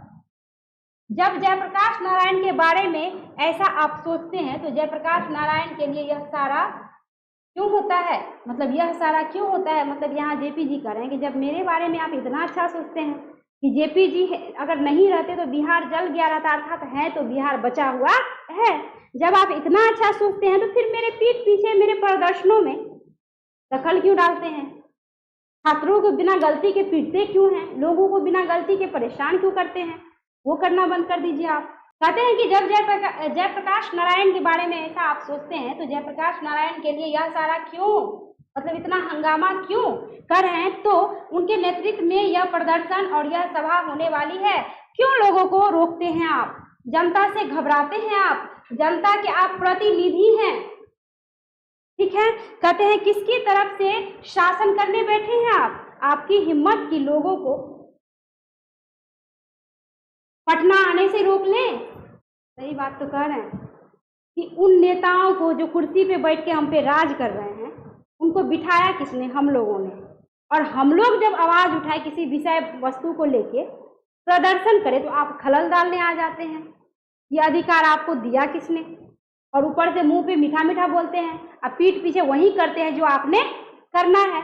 तो कहते हैं कि ये अधिकार आपको दिया कौन, आखिर उसी जनता के बदौलत तो आप इस कुर्सी पर विराजमान हैं, तो आपको बात तो माननी पड़ेगी ना। आगे कह रहे हैं कि उनकी राजधानी है, आपकी राजधानी है, यह पुलिस वालों का देश है, यह जनता का देश है। जेपी जी का मतलब क्या कि यह पुलिस वालों का देश है क्या, सिर्फ ये जनता का भी देश है। कहते हैं कि जनता का देश है, डूब जाना चाहिए इन लोगों को, ऐसी नीचता का व्यवहार। बहुत कठोर शब्द का प्रयोग कर रहा हूं मैं, यानी जेपी जी को गुस्सा चल रहा था, कठोर शब्द का प्रयोग भी कर रहे थे, बट उनको अफसोस भी आ रहा था मन में। लेकिन करे क्या, जब आदमी मजबूर हो जाता है तभी मुंह से टेटाइल भाषा निकलता है। ऐसे कौन चाहेगा कि हम किसी को हर्ट करें। आदमी जब किसी न किसी हद तक मजबूर हो जाता है तो ही मुंह से कुछ अपशब्द निकालते हैं। तो कह रहे हैं कि मैं कठोर शब्द का प्रयोग कर रहा हूं, मैं कठोर शब्द का प्रयोग नहीं करता, लेकिन यह नीचता का व्यवहार है। अगर कोई डेमोक्रेसी का दुश्मन, अगर कोई है तो वे लोग हैं जो लोगों को क्या करते हैं, प्रदर्शन में बाधा डालते हैं। समझ में आ भी रहा है कि नहीं, बस हम बोलते जा रहे हैं। कुछ आ रहा है यहाँ पे। कहते हैं कि बहुत कठोर शब्द का प्रयोग कर रहा हूं, मैं करना नहीं चाहता, लेकिन करे क्या, ऐसी नीचता का व्यवहार जो वो लोग करते हैं तो फिर जेपी जी से भी रहा नहीं जाता। कहते हैं कि डेमोक्रेसी का दुश्मन अगर कोई है तो वे लोग हैं। कौन से लोग हैं बताइए? सरकार, जो प्रदर्शन में बाधा डालने का काम करते हैं। कहते हैं जो जनता के शांतिमय कार्यक्रमों में बाधा डालते हैं वे हैं डेमोक्रेसी के दुश्मन जी। कहते हैं उनकी गिरफ्तारियां करते हैं, उसमें भी क्या, कोई सबूत भी नहीं गिरफ्तारी करने का। अरेस्ट वारंट चाहिए ना जी, आप जो किसी को अरेस्ट कीजिएगा तो अरेस्ट वारंट होना चाहिए ना आपके पास, था भी नहीं और बिना किसी रीजन के जो है गिरफ्तार कर रहे थे। अब कहते हैं कि जो जनता के शांतिमय कार्यक्रमों में बाधा डालते हैं उनकी गिरफ्तारियां करते हैं, उन पर लाठी चलाते हैं, गोलियां चलाते हैं। यह डेमोक्रेसी है, इसे बदलना चाहती है जनता। जयप्रकाश नारायण छात्र युवक, क्योंकि जो भी आंदोलन इस देश में आज उठेगा उसका नेता युवक रहेगा, इसलिए उनको जो है जेपी जी को इतना पूजनीय ऐसे ही नहीं माना जाता। उन्होंने युवकों को प्राथमिकता दी थी, नौजवानों को प्राथमिकता दी थी। उन्होंने जो कहा जो किया सिर्फ युवक के बारे में, सिर्फ नौजवानों के बारे में, उनके भविष्य की चिंता थी जेपी जी को, इसलिए उन्होंने संपूर्ण क्रांति किया। कहते हैं कि अगर आंदोलन इस देश में आज उठेगा तो उसका नेता युवक रहेगा, छात्र रहेगा, इसमें कोई संदेह नहीं। हमको मित्रों एक बात तो यह कहनी थी कि मैं जानता हूं कि डॉक्टर रहमान यहाँ बैठे होंगे तो वे कुछ चिंता में पड़े होंगे कि इस जोर से बोलने का असर मेरे हृदय पर बुरा होगा। मैं भी समझता हूं, अब जरा अपने को बांध के बोलूंगा। मतलब जेपी जी उस टाइम में बीमार भी रहा करते थे, एज हो चुकी थी, और उनके डॉक्टर जो रहमान जी थे, तो जेपी जी कह रहे हैं कि मेरे डॉक्टर को भी चिंता हो रही होगी कि हम जोर जोर से बोल रहे हैं कहीं इसका गलत असर न मेरे शरीर पे पड़ जाए, यानी हम बीमार न पड़ जाए। लेकिन करे क्या, बोलना तो मजबूरी है, तो बोल रहे हैं अब मैं धीरे धीरे बोलूंगा। मतलब बीच बीच में वो अपनी बातें भी बता रहे हैं। कहते हैं कि अभी हाल में मैं वेल्लोर में था, तो हमारे परम मित्र और स्नेही उमाशंकर जी दीक्षित पटना आए थे।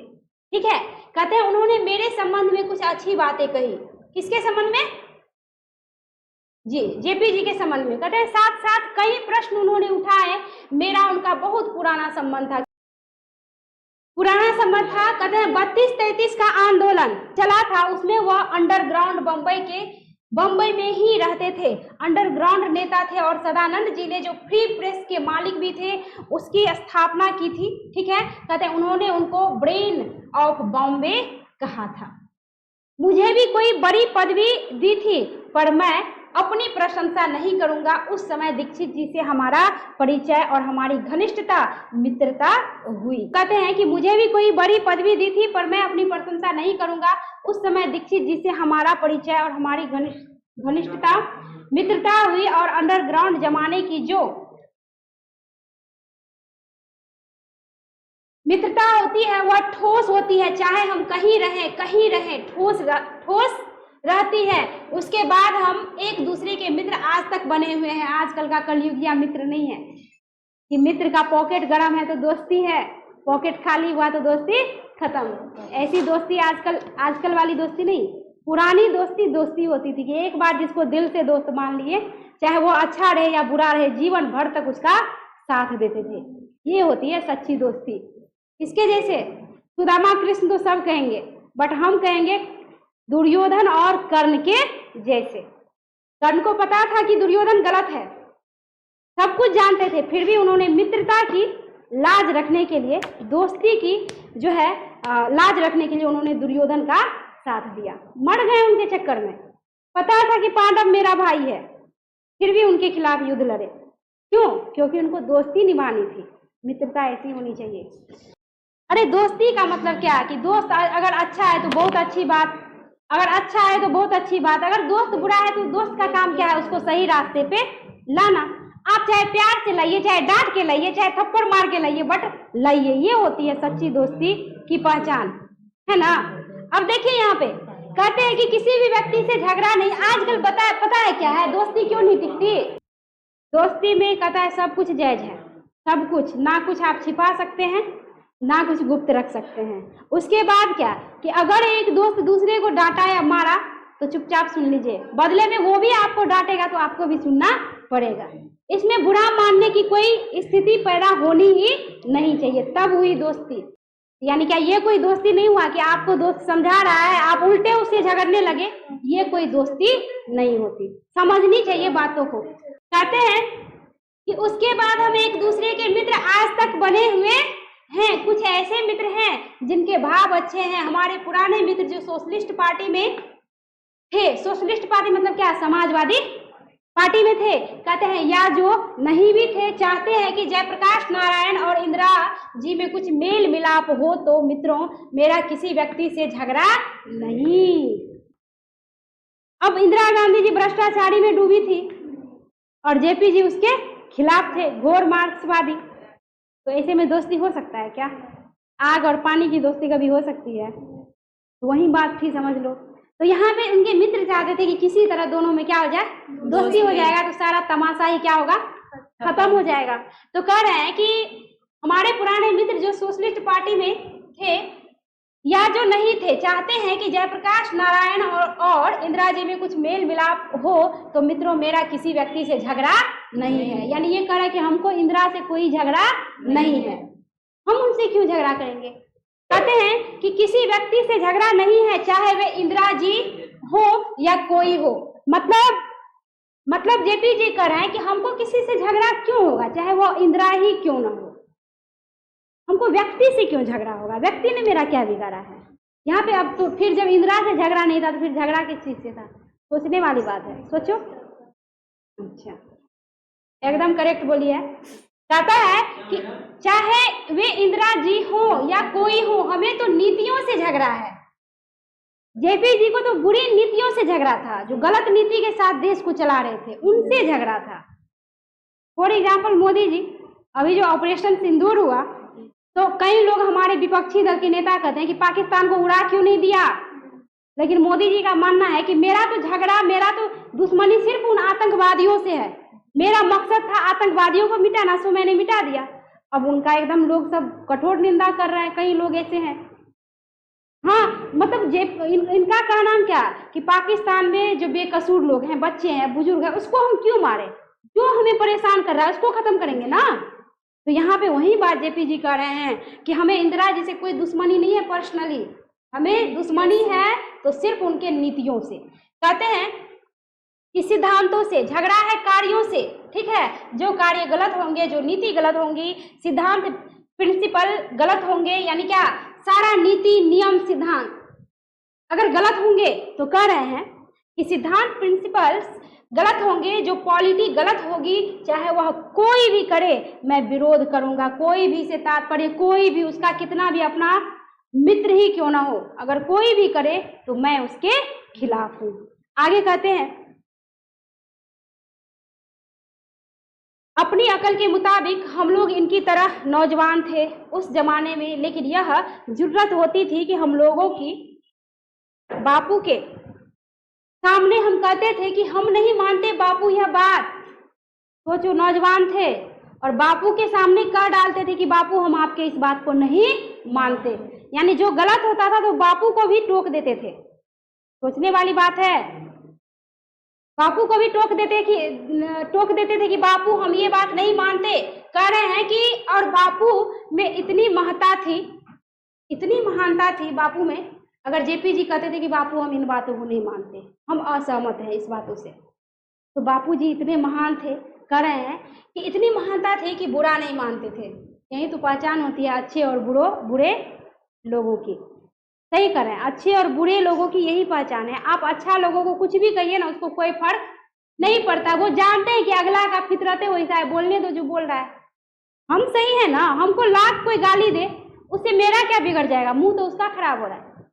सपोज कीजिए, सपोज दैट कि मान लीजिए हम आपको कोई गिफ्ट दिए, ये बात एक दिन और बोले थे, गिफ्ट दिए, आपने गिफ्ट लिया नहीं तो गिफ्ट किसके पास रहा? मान लीजिए कि हमने आपको कोई गिफ्ट दिया, आपने गिफ्ट लिया ही नहीं तो गिफ्ट किसके पास जाएगा? आप वापस मेरे ही पास आएगा। तो उसी तरह समझिए कि कोई आपको गाली दे रहा है, आप इग्नोर कर दीजिए, लीजिए ही मत दिमाग पे, तो गाली कहाँ रह गया, किसको लगा? जो दे रहा है उसको लगा। तो देखिए, समझदार लोगों की यही काम होती है कि आपको कोई अल्टर बोला, बोलने दो, इधर से सुनो उधर से निकाल दो, अगला को खुद समझ में आ जाएगा कि अरे हम ही बुड़बक है जो हम उसको गाली दे रहे हैं, उस पर तो कोई फर्क पड़ ही नहीं रहा।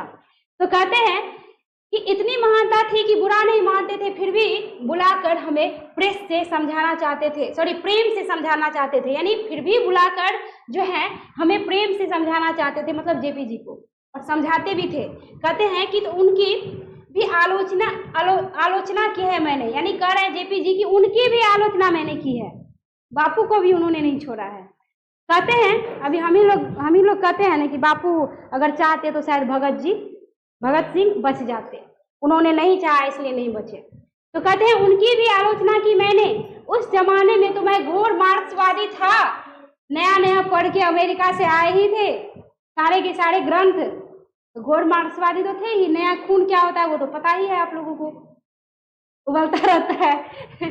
तो कहते हैं मार्क्सवादी था, बाद में लोकतांत्रिक समाजवादी बना। अभी आप लोगों को कोई अनाप शनाप बोल दे, बर्दाश्त करिएगा, एकदम क्षमते नहीं है। क्यों नहीं है? नया खून है इसलिए। धीरे धीरे समय के साथ साथ ऐसा आ जाता है मन में विचार के चलो बोलने दो ना, अपना मुंह खराब कर रहा है। समय के साथ साथ उम्र जैसे जैसे ढलती है तो वैसी वैसी शालीनता आती है। तो कहते हैं क्या कि बाद में लोकतांत्रिक समाजवादी बना, किंतु बापू की मृत्यु के बाद कई वर्षों बाद 1954 में मैं सर्वोदय में आ गया बिहार में। जवाहरलाल जी थे, एक बड़े भाई थे, मैं उनको भाई कहता था, मतलब जवाहरलाल जी को जेपी जी भाई ही कहते थे। कहते हैं उनका बड़ा स्नेह था हमारे ऊपर, पता नहीं क्यों मुझे वह मानते थे बहुत, यानी जवाहरलाल जी जेपी जी को बहुत मानते थे। जवाहरलाल जी कौन? इंदिरा गांधी के कौन बेटा, पोता?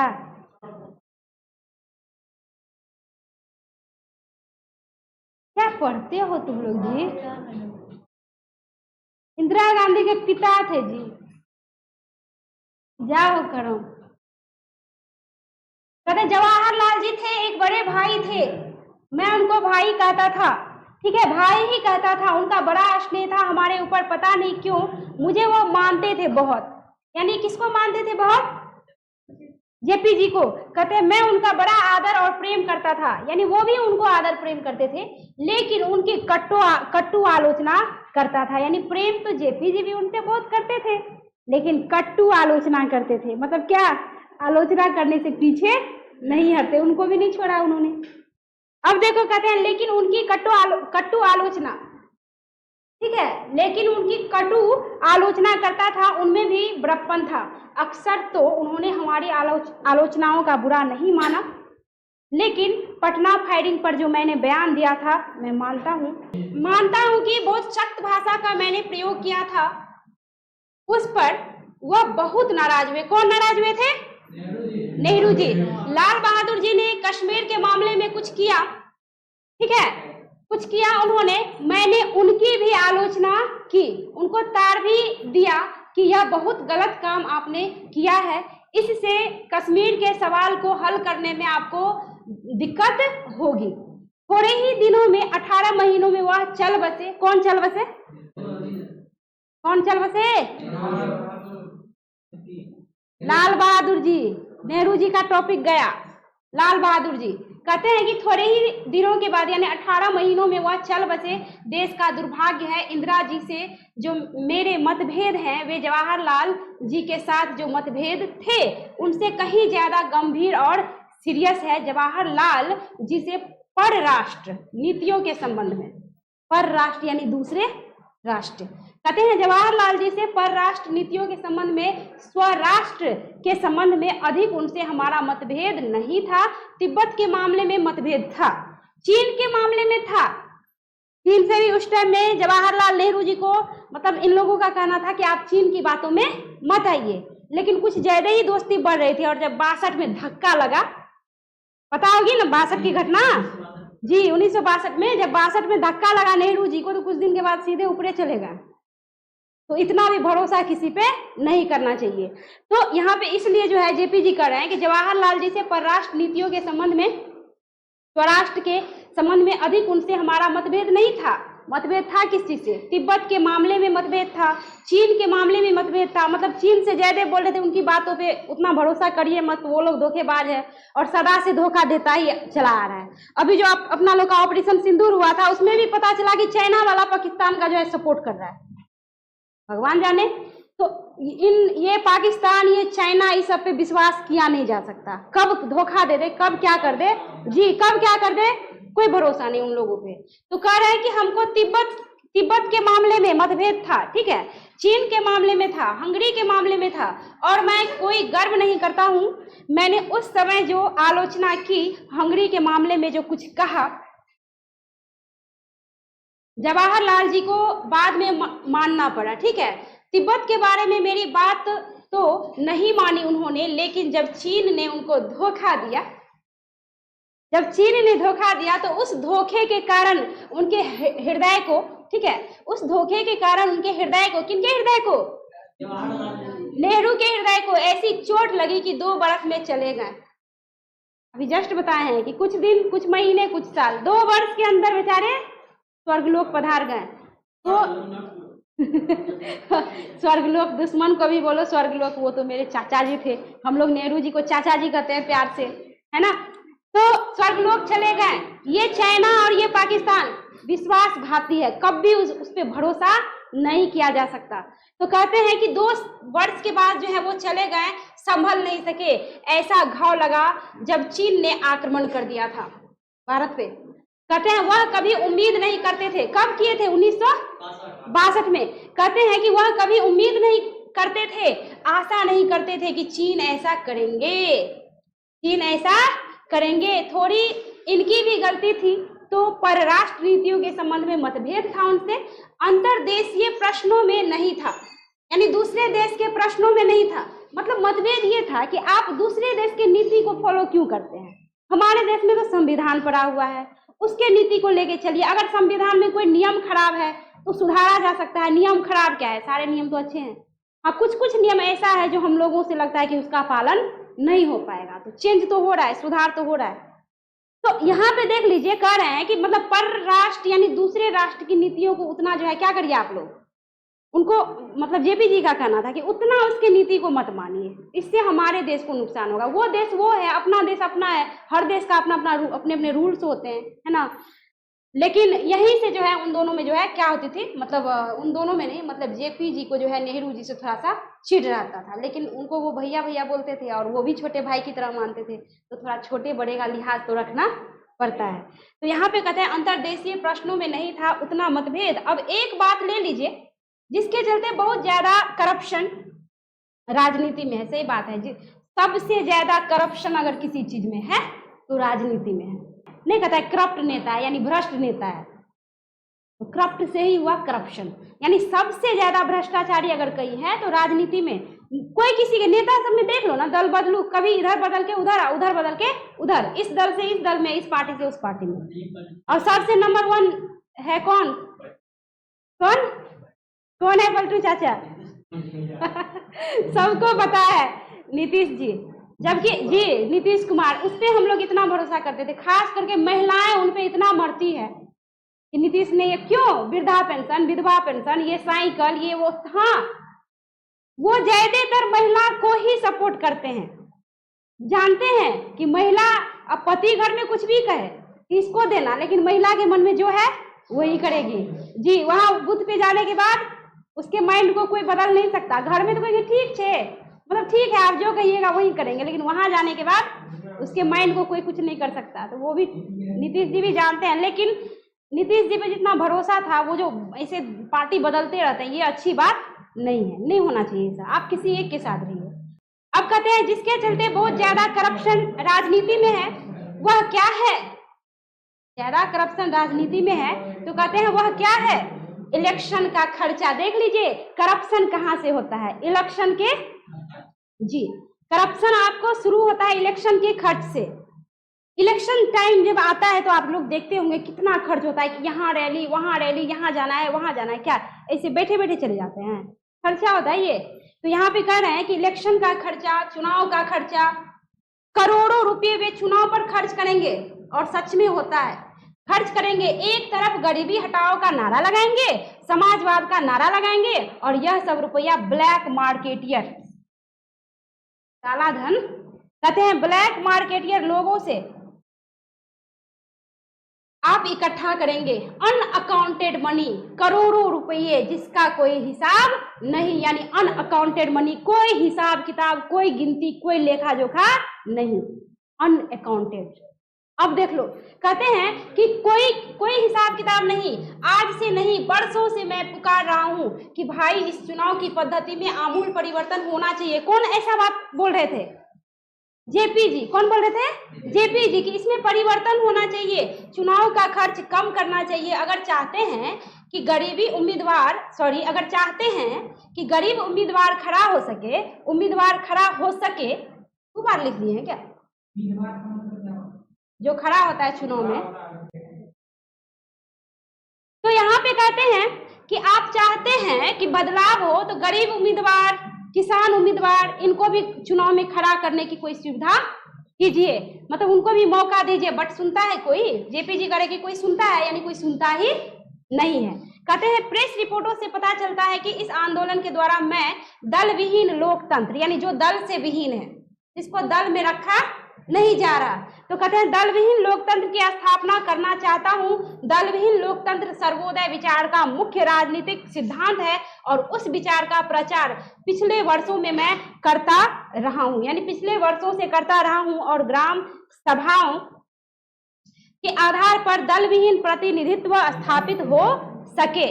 वो चाह रहे थे कि ऐसा दल विहीन जो है स्थापित हो सके। कहते हैं इसका प्रयत्न भी करता रहा हूं, परंतु वर्तमान आंदोलन के संदर्भ में मैंने दल विहीन लोकतंत्र का जिक्र कतई नहीं किया है। फिर भी मेरे पुराने विचार को लेकर जनता में, विशेषकर बुद्धिजीवियों में काफी भ्रम फैलाया गया है। तो विशेषकर बुद्धिजीवियों में कहते हैं कि काफी भ्रम फैलाया गया है, केवल अपने कम्युनिस्ट भाइयों के भ्रामक प्रचार की सफाई के लिए। ठीक है, इतना ही कहूंगा। यद्यपि वह उद्देश्य दूर का है। मार्क्सवाद के अनुसार समाज जैसे जैसे साम्यवाद की ओर बढ़ता जाएगा वैसे वैसे राज स्टेट का क्षय होता जाएगा और अंत में एक स्टेटलेस सोसाइटी कायम होगी। तो कहते हैं कि अंत में एक स्टेटलेस सोसाइटी कायम होगी, वह समाज अवश्य ही लोकतांत्रिक होगा। यानी जो ही स्टेटलेस सोसाइटी होगी तो कहते हैं वो समाज लोकतांत्रिक होगा। यानी अभी लोकतांत्रिक तो है बट नाम के लिए लोकतांत्रिक है, बस कहते हैं लोकतंत्र। लोकतंत्र मतलब क्या? किसका राज? राजा या प्रजा? प्रजा, जनता का राज। तो जनता का राज तो है लेकिन मनमानी तो नेता लोग करते हैं।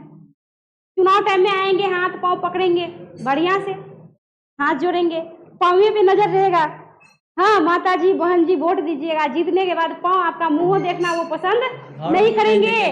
तो यहाँ पे कह रहे हैं कि लोकतांत्रिक होगा, अगर स्टेटलेस सोसाइटी कायम होगी तो समाज अवश्य लोकतांत्रिक होगा।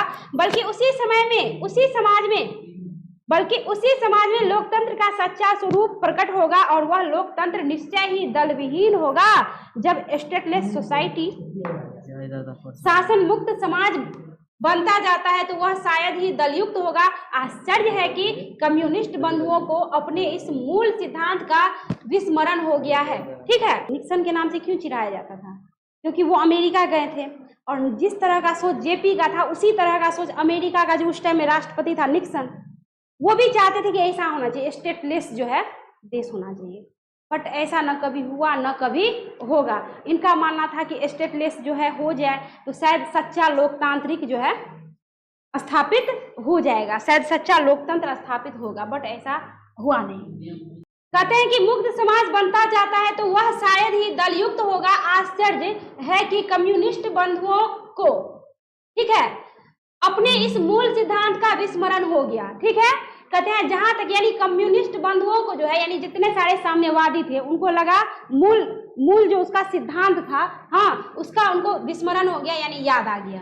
ठीक है, कहते हैं जहां तक वर्तमान आंदोलन का प्रश्न है, मेरी या अन्य किसी की, न छात्रों की, न विपक्षी राजनीतिक दलों की, न सर्वोदय सेवकों की यह कल्पना है कि इनमें से दलविहीन लोकतंत्र पैदा होगा, विधानसभा का विघटन हो जाएगा। कहते हैं कि चुनाव होंगे जो वर्तमान कानून या चुनाव प्रणाली के अनुसार होंगे।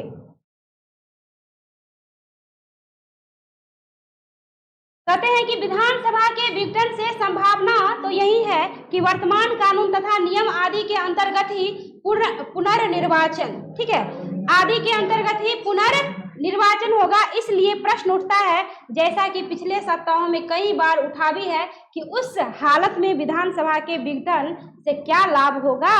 मुझे खेद है कि इसका उत्तर कर रहे, मुझे खेद है, हाँ कहते हैं मुझे खेद है कि इसका उत्तर पिछले दिनों में मैंने बार बार दिया है, पर उनको समझने की कोशिश थोड़े ही लोगों ने की है। इसलिए बार बार मुझसे यह सवाल होता है कि जयप्रकाश नारायण वर्तमान चुनाव पद्धति और विधानसभा के चुनाव का कौन सा विकल्प पेश कर रहे हैं। मेरा अपना विकल्प चूंकि नए ढंग का है, जो घिसे पिटे राजनीतिक चिंतन से भिन्न है।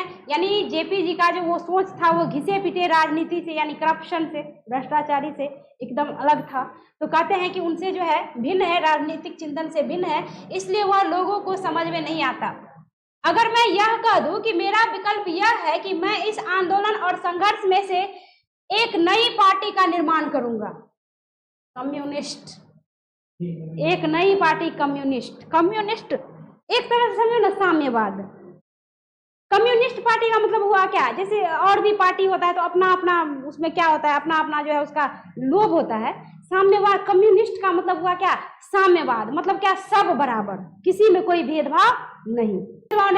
ऐसा नहीं कि तुम बड़े कास्ट के हो तो तुम्हारा वैल्यू है, अब जो निचले स्तर का है उसका वैल्यू नहीं है। यानी कम्युनिस्ट का मतलब सब बराबर, कोई भेदभाव नहीं। कहते हैं कि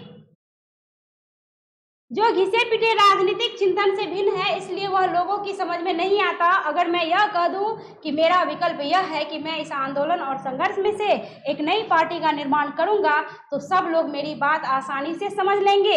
यानी अगर जेपी जी करें कि अगर मैं नई पार्टी का क्या करूंगा, निर्माण करूंगा, तो सभी लोग मेरी बातों को आसानी से समझ लेंगे, क्योंकि लोग तो जेपी जी के सपोर्ट में ही खड़े थे। तो फिर कह रहे हैं आगे कि और उसके बाद मेरी आलोचना शुरू हो जाएगी। कि यह आदमी केवल अपनी सत्ता के लिए छात्रों और जनता के आंदोलन का दुरुपयोग कर रहा है। बात तो सही है। ऐसे भी अमेरिका जाके कहीं पढ़ क्या लिए, एकदम लोग गाली देना क्या कर दिए, शुरू कर दिए। अपना पार्टी अगर अलग से बना ले तो लोग तो पता नहीं और उनको क्या क्या कहेंगे, नहीं कहेंगे, कहेंगे अपने फायदे के लिए छात्रों को अपने तरफ कर लिया, मजदूरों को अपने तरफ कर लिया, किसानों को, सबको अपने तरफ कर लिया है। सिर्फ किसके लिए? अपना नया पार्टी बनाने के लिए। लेकिन सो बात रहता इकलौते आदमी थे जयप्रकाश नारायण जी, इकलौते आदमी जिसको नेहरू जी ने ऑफर किया कि आप प्राइम मिनिस्टर के पद पे आसीन हो जाइए। सोचने वाली बात है, उन्होंने मना कर दिया, कहा मुझे किसी कुर्सी की या पीएम बनने की कोई लालसा नहीं है, मुझे बस देश को बदलना है। देश में जो इतना करप्शन है, इतनी बुराइयां है, कुरीति है, कूटनीति है, सबको हमको बदलना है। ठीक है, उनको कुर्सी का अगर लोभ रहता तो वो भी आज पीएम बने होते, कोई लोभ नहीं था। और ऐसे में अगर वो अपना पार्टी का निर्माण कर लेते, ऐसे में अगर अपना नया पार्टी का निर्माण कर लेते तो लोग तो सीधे बोल देते कि ऊपरे ऊपरे झूठा से कह रहा है क्या कि हम लोगों के लिए लड़ रहे हैं, करप्शन के खिलाफ लड़ रहे हैं। लेकिन सच बात तो ये है कि अपना नया पार्टी बना के भारत में राज करना चाहता था, ऐसा ही लोग कहेंगे।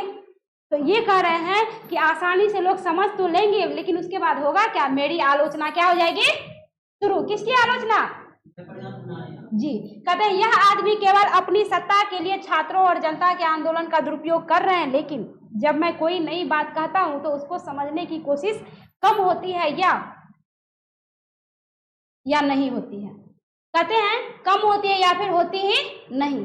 तो क्या है मेरा कहना संक्षेप में यह है कि आज की परिस्थिति में आम जनता को, आम मतदाता को केवल इतना ही अधिकार प्राप्त है कि चुनाव में अपना मतदान करें, यानी जो हम आप हैं, बस इतना ही अधिकार है कि आप जाइए चुनाव में अपना मतदान करिए, वोट डालिए, करें, बस इतना ही अधिकार है कि चुनाव में जाके अपना मतदान करिए।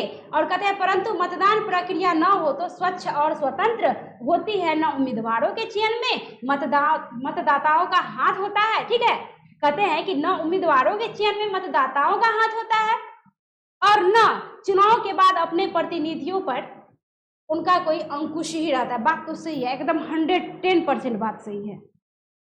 जी, एक तो आप वोट दिए, उसके बाद चुनाव में आपका कोई रोल है ही नहीं, ऊपर जो करना होगा वही लोग करेंगे। उसके बाद नेता बन गए तो उस नेता पे आपका और मेरा कोई अंकुश नहीं है, यानी उस पर आप लगाम लगा ही नहीं सकते, वो अपने हिसाब से चलाने लगता है। हम लोगों को चलाता है कि नहीं? अगर ऐसा बात होता, हर चीज में साग सब्जी इधर उधर दाम बढ़ा देता, हम लोग कुछ कर पाते हैं? बेरोजगारी फैली हुई है, हम लोग कुछ कर पा रहे हैं? कितना भी बाप कर ले, कितना भी आवाज उठा ले, कितना भी विद्रोह कर दे, कितना भी प्रदर्शन कर ले, कुछ हो रहा है? कई वर्षों से तो बेरोजगारी है, बेरोजगार बन के सब बैठे हुए हैं। मेरे घर में खुद सर को देख लो, इलेक्ट्रिकल इंजीनियर है, घर में डिग्री सर रहा है कोई फायदा? कुछ कर रहे हैं अपना लोग? कुछ नहीं कर पाते हैं। बस नेताओं को वोट लेना है, आए लिए गए, उसके बाद तो फिर पलट के देखते भी नहीं है। अभी इलेक्शन का टाइम है तो बिजली फ्री है, बुराई नहीं कर रहे हम नीतीश जी का, फ्री हर काम इलेक्शन के टाइम में क्यों होता है, उससे पहले क्यों नहीं होता है? सोचने वाली बात है। हम किसी नेता का बुराई नहीं कर रहे हैं, सभी नेता वैसे ही होते हैं। इलेक्शन का टाइम आएगा तब जनता को एकदम नया नया प्रलोभन देते हैं, ये कर देंगे वो कर देंगे, और जब जीत गए उसके बाद फिर सब कुछ भूल जाते हैं। सभी दल के नेता वैसे ही हैं। जी, मोदी जी तो काम कर रहे हैं, बट हाँ वो तो सेंट्रल लेवल पे है, काम तो कर रहे हैं, लेकिन फिर भी बेरोजगारी है ना जी। जो बात सच है उसको एक्सेप्ट करो ना, बेरोजगारी है कि नहीं है। लेकिन यहाँ पे बात ये भी है कि एक आदमी से परिवार तो संभल नहीं पाता, एक आदमी से एगो परिवार नहीं संभलता, और वो पूरे देश को संभाल रहे हैं। तो कुछ करेंगे तो बारी बारी से ही न करेंगे, स्टेप बाय स्टेप न करेंगे, एक के बार किधर क्या करेंगे, कर तो रहे हैं। तो यहाँ पे कहते हैं कि मैं इन दोनों कमियों को दूर सलामत करिए, और न चुनाव के बाद अपने प्रतिनिधियों पर उनका कोई अंकुश ही रहता है। मैं इन दोनों कमियों को दूर करने का प्रयत्न कर रहा हूँ। अपना देश पिछड़ा हुआ है, पिछड़ा है कि नहीं? आजाद हो गया फिर भी वही हाल है। पहले अंग्रेजों ने लूटा, मुगलों ने लूटा, तुर्कों ने लूटा, यानी सब ने लूटा। अब नेता लोग लूट रहे हैं। बस आजाद हो गए, नाम के लिए आजाद हो गए, और इसमें जो इतना करप्शन है, घूस है, हर काम में आप इतना मेहनत से आप लोग पढ़ रहे हैं कि नहीं? अभी घर से बाहर रह के पढ़ रहे हैं कि नहीं? अपने से हाथ पैर झरकाना पड़ता है, जलाना पड़ता है खुद से। खुद से पढ़ाई भी करो, खाना भी पकाओ, कपड़े भी धुओ, सब कितना कितना अच्छा घर पे मम्मी सब कुछ करके दे रही थी। लेकिन यहाँ आप बाहर क्यों कष्ट काट रहे हैं? पढ़ने के लिए ना, क्यों पढ़ रहे हैं? नौकरी के लिए ना, कि भविष्य मेरा अच्छा होगा। सबको एक न एक दिन इस स्टूडेंट लाइफ से गृहस्थ जीवन में जाना है कि नहीं? बीवी होंगे, बच्चे होंगे, तो क्या ऐसे मुंह से पेट चलता है? सिर्फ प्यार से पेट चलता है कि ये भी चाहिए जी? जिसका नहीं होगा, कितनों गरीब है तो कोई ना कोई उपाय तो करता ही है ना जी। जिसका नहीं होगा यानी वो साधु संत बन के झाइल मृदंग बजाते हुए चिमटा लेके घूमेंगे। हाँ, तो कहने का मतलब जिसको नहीं है छोड़ो ना, ब्रह्मचारी बन गया। जिसको है तो क्या चाहिए? सिर्फ प्रेम से घर चलता है कि पेट में मुंह में भोजन चाहिए तब घर चलता है। अगर आपके पिता अभी आपको दे रहे हैं ना तो आप पप्पा पप्पा कर रहे हैं, देना छोड़ दे तो आप कहिएगा दो कैसन बाप है, सीधे कहिए कैसन पिता है आप, कुछ देते नहीं है, दूसरे को तो दे रहा है, आप तो देते नहीं है। लोग अपने पिता को पहचाना जी। अगर पिता पुत्र है, अगर पति पत्नी है, माता बेटा है, हाँ, अगर सब एक दूसरे पे क्या है? आश्रित है। सब एक दूसरे को कुछ ना कुछ लाभ पहुंचाते हैं। सब एक दूसरे को लाभ पहुंचाना छोड़ दीजिए तो, देना लेना बंद कर दीजिए तो कोई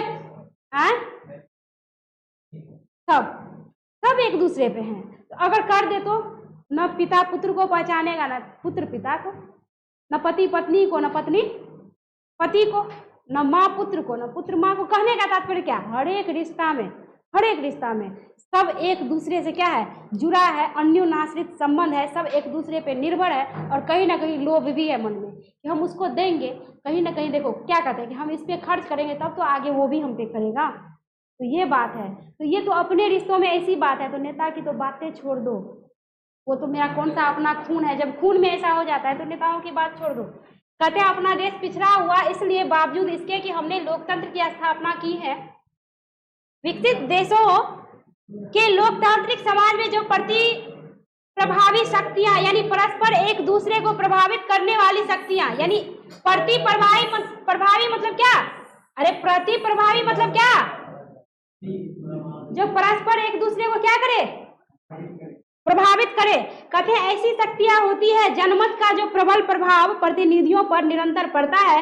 तो स्वतंत्र और साहसी प्रेस पत्र पत्रिकाओं के रोल होते हैं। शिक्षित समुदाय का जो वैचारिक और नैतिक असर होता है। कहते हैं इस सारे इंफ्रास्ट्रक्चर का यानी जनता और शासन के बीच की जो संरचना का यहाँ है, कहते हैं कि जनता और शासन के बीच की जो संरचना का यानी जनता और शासन के बीच के का जो इंफ्रास्ट्रक्चर है, जो बनावट है, हाँ, कहते हैं कि जो इंफ्रास्ट्रक्चर है, कहते हैं कि बीच संरचना का यहाँ नितांत अभाव है।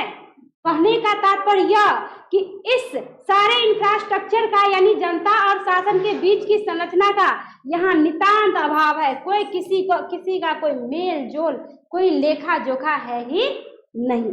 अब कहते हैं कि ऐसी स्थिति में हमारा लोकतंत्र केवल नाम मात्र का रह जाता है। इस पूरी अंतरिम संरचना का इंफ्रास्ट्रक्चर का निर्माण तो एक दिन में नहीं हो सकता, परंतु उसके अभाव में आम जनता या मतदाता मतदान के सिवा कोई भी पार्ट अदा नहीं कर सकता। सही बात है, उनको मतदान के अलावा और कोई अधिकार है ही नहीं। तो कहते हैं कि कोई और पार्ट अदा नहीं कर सकता, जिसके परिणाम स्वरूप मंत्री तथा विधायक निरंकुश और स्वच्छंद हो जाते हैं और जनता का किसी प्रकार का अंकुश उन पर नहीं रहता। जनता का अंकुश किन पे नहीं रहता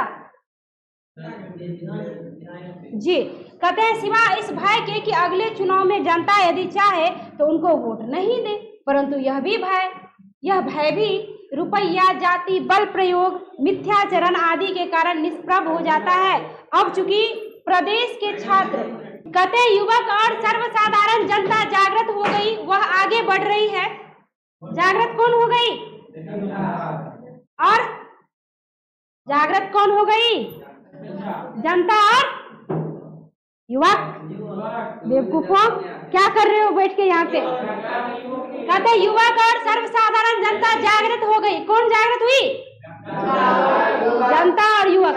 अब ना हुई बात, ऐसे जवाब दो ना। कहते हैं वह आगे बढ़ रही है और कुछ नया चाहती है, वर्तमान परिस्थितियों में परिवर्तन चाहती है। अतः इस परिस्थिति का लाभ उठाकर मैं चाहूंगा कि आज से जो असंगठित जनता है उनमें ऐसी शक्ति आ जाए, मतलब असंगठित जनता जो संगठित नहीं है, कह रहे हैं कि उनमें ऐसी शक्ति आ जाए कि वह सही आदमी का चुनाव कर सके। यानी ऐसा संगठित, ऐसा होना चाहिए कि सही आदमी का चुनाव हो सके।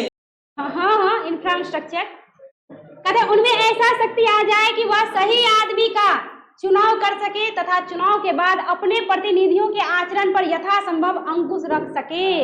ऐसा संभव तो है ही नहीं। अंकुश मतलब नजर रख सके कि क्या काम कर रहा है, क्या नहीं कर रहा है, लगाम लगा सके। अगर कुछ गलत कर रहा है तो लगाम जनता उस पर लगा सके, इसको कहा जाता है अंकुश। अब कहता है इस संबंध में मेरे कुछ सुझाव हैं। एक तो यह है कि जब विधानसभा का अगला चुनाव हो, जो अभी होने वाला है बिहार में, कहते हैं अगला चुनाव हो तो हमारी छात्र संघर्ष तथा जन संघर्ष समितियां मिल करके आम राय से अपना उम्मीदवार खड़ा करे। यानी कौन कौन मिलके उम्मीदवार खड़ा करे? कौन कौन? छात्र संघर्ष और कौन? जन संघर्ष समितियां मिल करके क्या करे? उम्मीदवार को क्या करे? खड़ा करे। चलिए, कहते हैं कि उनमें से किसी को मान्य करें। यदि इन समितियों के बीच आम राय नहीं होती तो हम कोई ऐसा रास्ता बनाएंगे जिससे आपस में फूट हुए बगैर ये समितियां अपना उम्मीदवार, यानी फूट हुए बगैर मतलब क्या, कोई झगड़ा झंझट ना हो, कहते अपने उम्मीदवार को अपनी मान्यता दे सकेंगी। और इस प्रकार के चुनाव में जनता का एक बहुत बड़ा पार्ट ये होगा कि अपने मन से चुनेंगे तो अपने हिसाब से चलाएंगे, उस पे अंकुश रहेगा। लेकिन ऐसा वैसे में एक ही आदमी का आवाज आता है, बीच में दो, सबका आना चाहिए।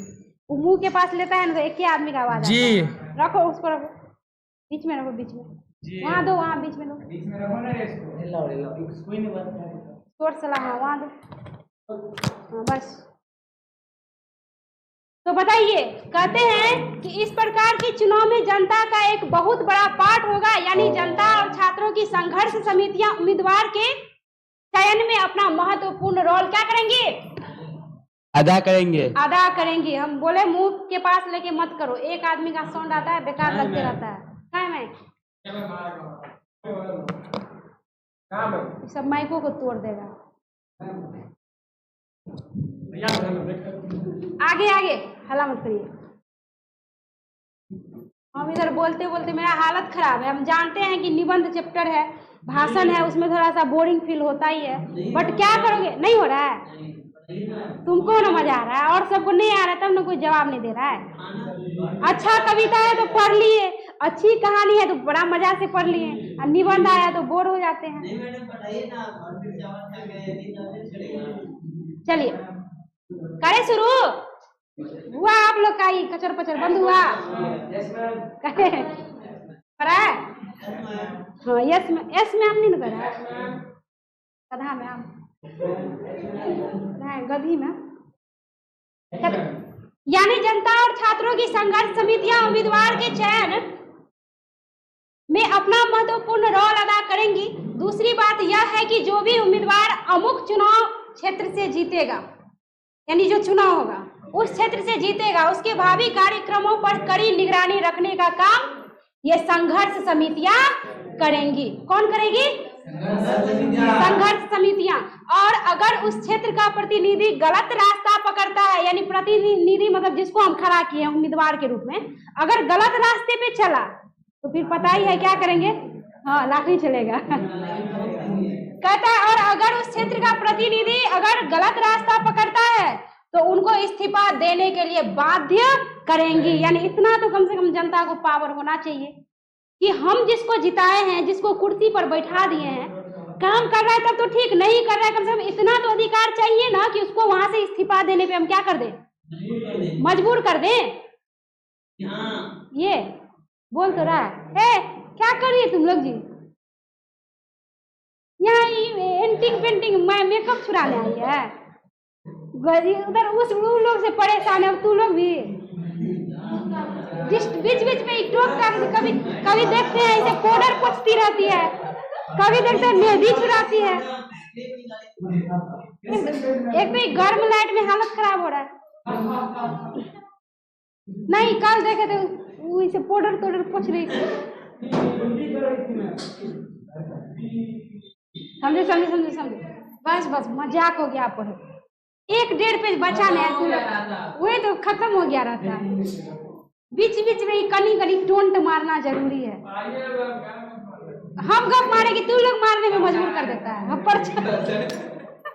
बीच बीच में प्रचार आ जाता है, टीवी पे जैसे ऐड आ जाता है वैसे तुम लोग मजबूर कर देते हो। इसी बीच अब देखो ये पढ़ा रहा है, मेहंदी चढ़ा रही है, गजब है।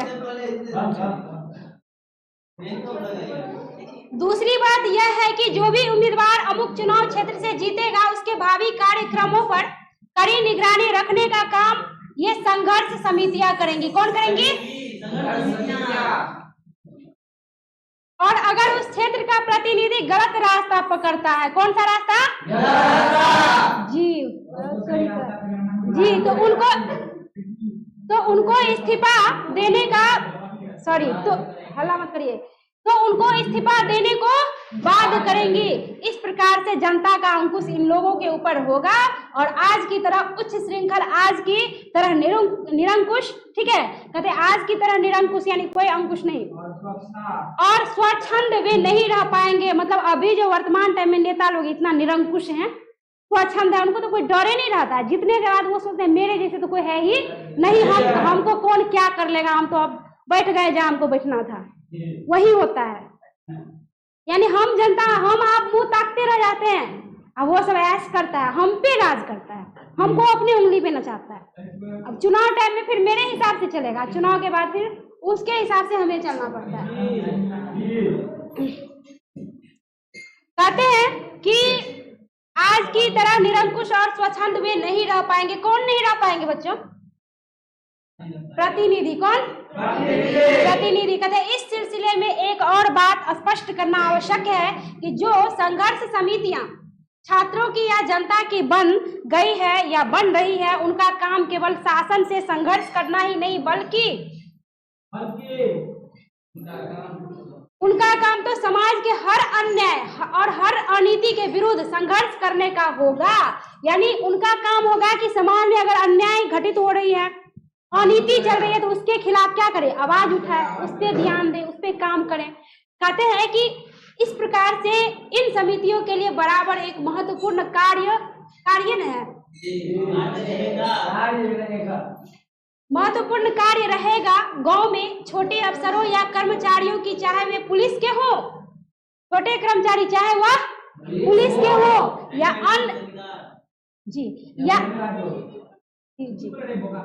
अन्य किसी प्रकार के जो घुसखोरी चलती है, क्या चलती है, खिलाफ तो संघर्ष रहेगा ही। साथ साथ जिन बड़े किसानों ने बेनामी या फर्जी बंदोबस्तियां की हैं, उनका भी विरोध ये समितियां करेंगी और उनको दुरुस्त करने के लिए, कहते हैं किसानों ने बेनामी या फर्जी बंदोबस्तियां की है, उनका भी विरोध ये समितियां करेंगी। ठीक है, कहते हैं और उनको दुरुस्त करने के लिए संघर्ष करेंगी। गांव में तरह तरह के अन्याय होते हैं। मेरी कल्पना है कि ये समितियां उन अन्यायों को रोकेंगी। इस प्रकार से जनता की या छात्रों की ये निर्दलीय संघर्ष समितियां अस्थायी रूप से कायम रहेंगी और केवल लोकतंत्र के लिए ही नहीं बल्कि सामाजिक, आर्थिक, नैतिक, ठीक है, क्रांति के लिए अथवा संपूर्ण क्रांति के लिए जी कहते हैं कि के लिए एक बहुत ही महत्वपूर्ण कार्य करेंगी। तो आपका चैप्टर क्या हो गया? तो आपने समझ लिया कि संपूर्ण क्रांति में भाषण में जेपी जी ने क्या क्या कहा था? चिल्लाइए मत, प्रेम से थोड़ा सा, हाँ, मधुरता वाली स्वर में। समझ गए ना आप लोग कि संपूर्ण क्रांति में जेपी जी का भाषण, और भाषण में उन्होंने क्या क्या कहा? पूरा शुरू से लेके अंत तक पूरा निचोड़ निकला तो करप्शन के खिलाफ। एक ही उनकी जो है मतलब इच्छा थी कि देश में जो ये बेरोजगारी है, करप्शन है, घुसखोरी है, चोरी है, बेईमानी है, अनीति है, सबको क्या करे? दूर करे। क्या दूर हो गया? क्या दूर हुआ? तो बच्चों आपने संपूर्ण क्रांति पाठ पढ़ लिया और पूरे पाठ का एक ही अर्थ निकला कि जेपी जी का जो आवाज था, जेपी जी की जो सभा थी, जेपी जी ने जो आप क्या कहते हैं आवाज उठाया था, हाँ, वह करप्शन के खिलाफ था। यानी कहने का तात्पर्य जेपी जी का बस एक ही जो है मकसद था कि भारत से बेरोजगारी, भ्रष्टाचारी, अनीति, कहने का तात्पर्य कि जितनी सारी बुराई थी उनको वो खत्म करना चाहते थे। बट ऐसा हुआ कि नहीं, ये तो आप भी जानते हैं, हम भी जानते हैं। और चैप्टर अगर समझ गए हैं, अगर चैप्टर आपको अच्छी लगी हो तो लाइक कीजिए, कमेंट करके बताइए कितना समझे हैं, और चैनल को सब्सक्राइब भी कर दीजिए, क्योंकि मैं नेक्स्ट चैप्टर जो डालूंगी, अपलोड जो होंगी, तो आप तक सबसे पहले पहुंचेगा और आप घर बैठे आराम से अच्छी तरह से जो है तैयारी कर सकेंगे। मिलती हूँ नेक्स्ट वीडियो में। धन्यवाद।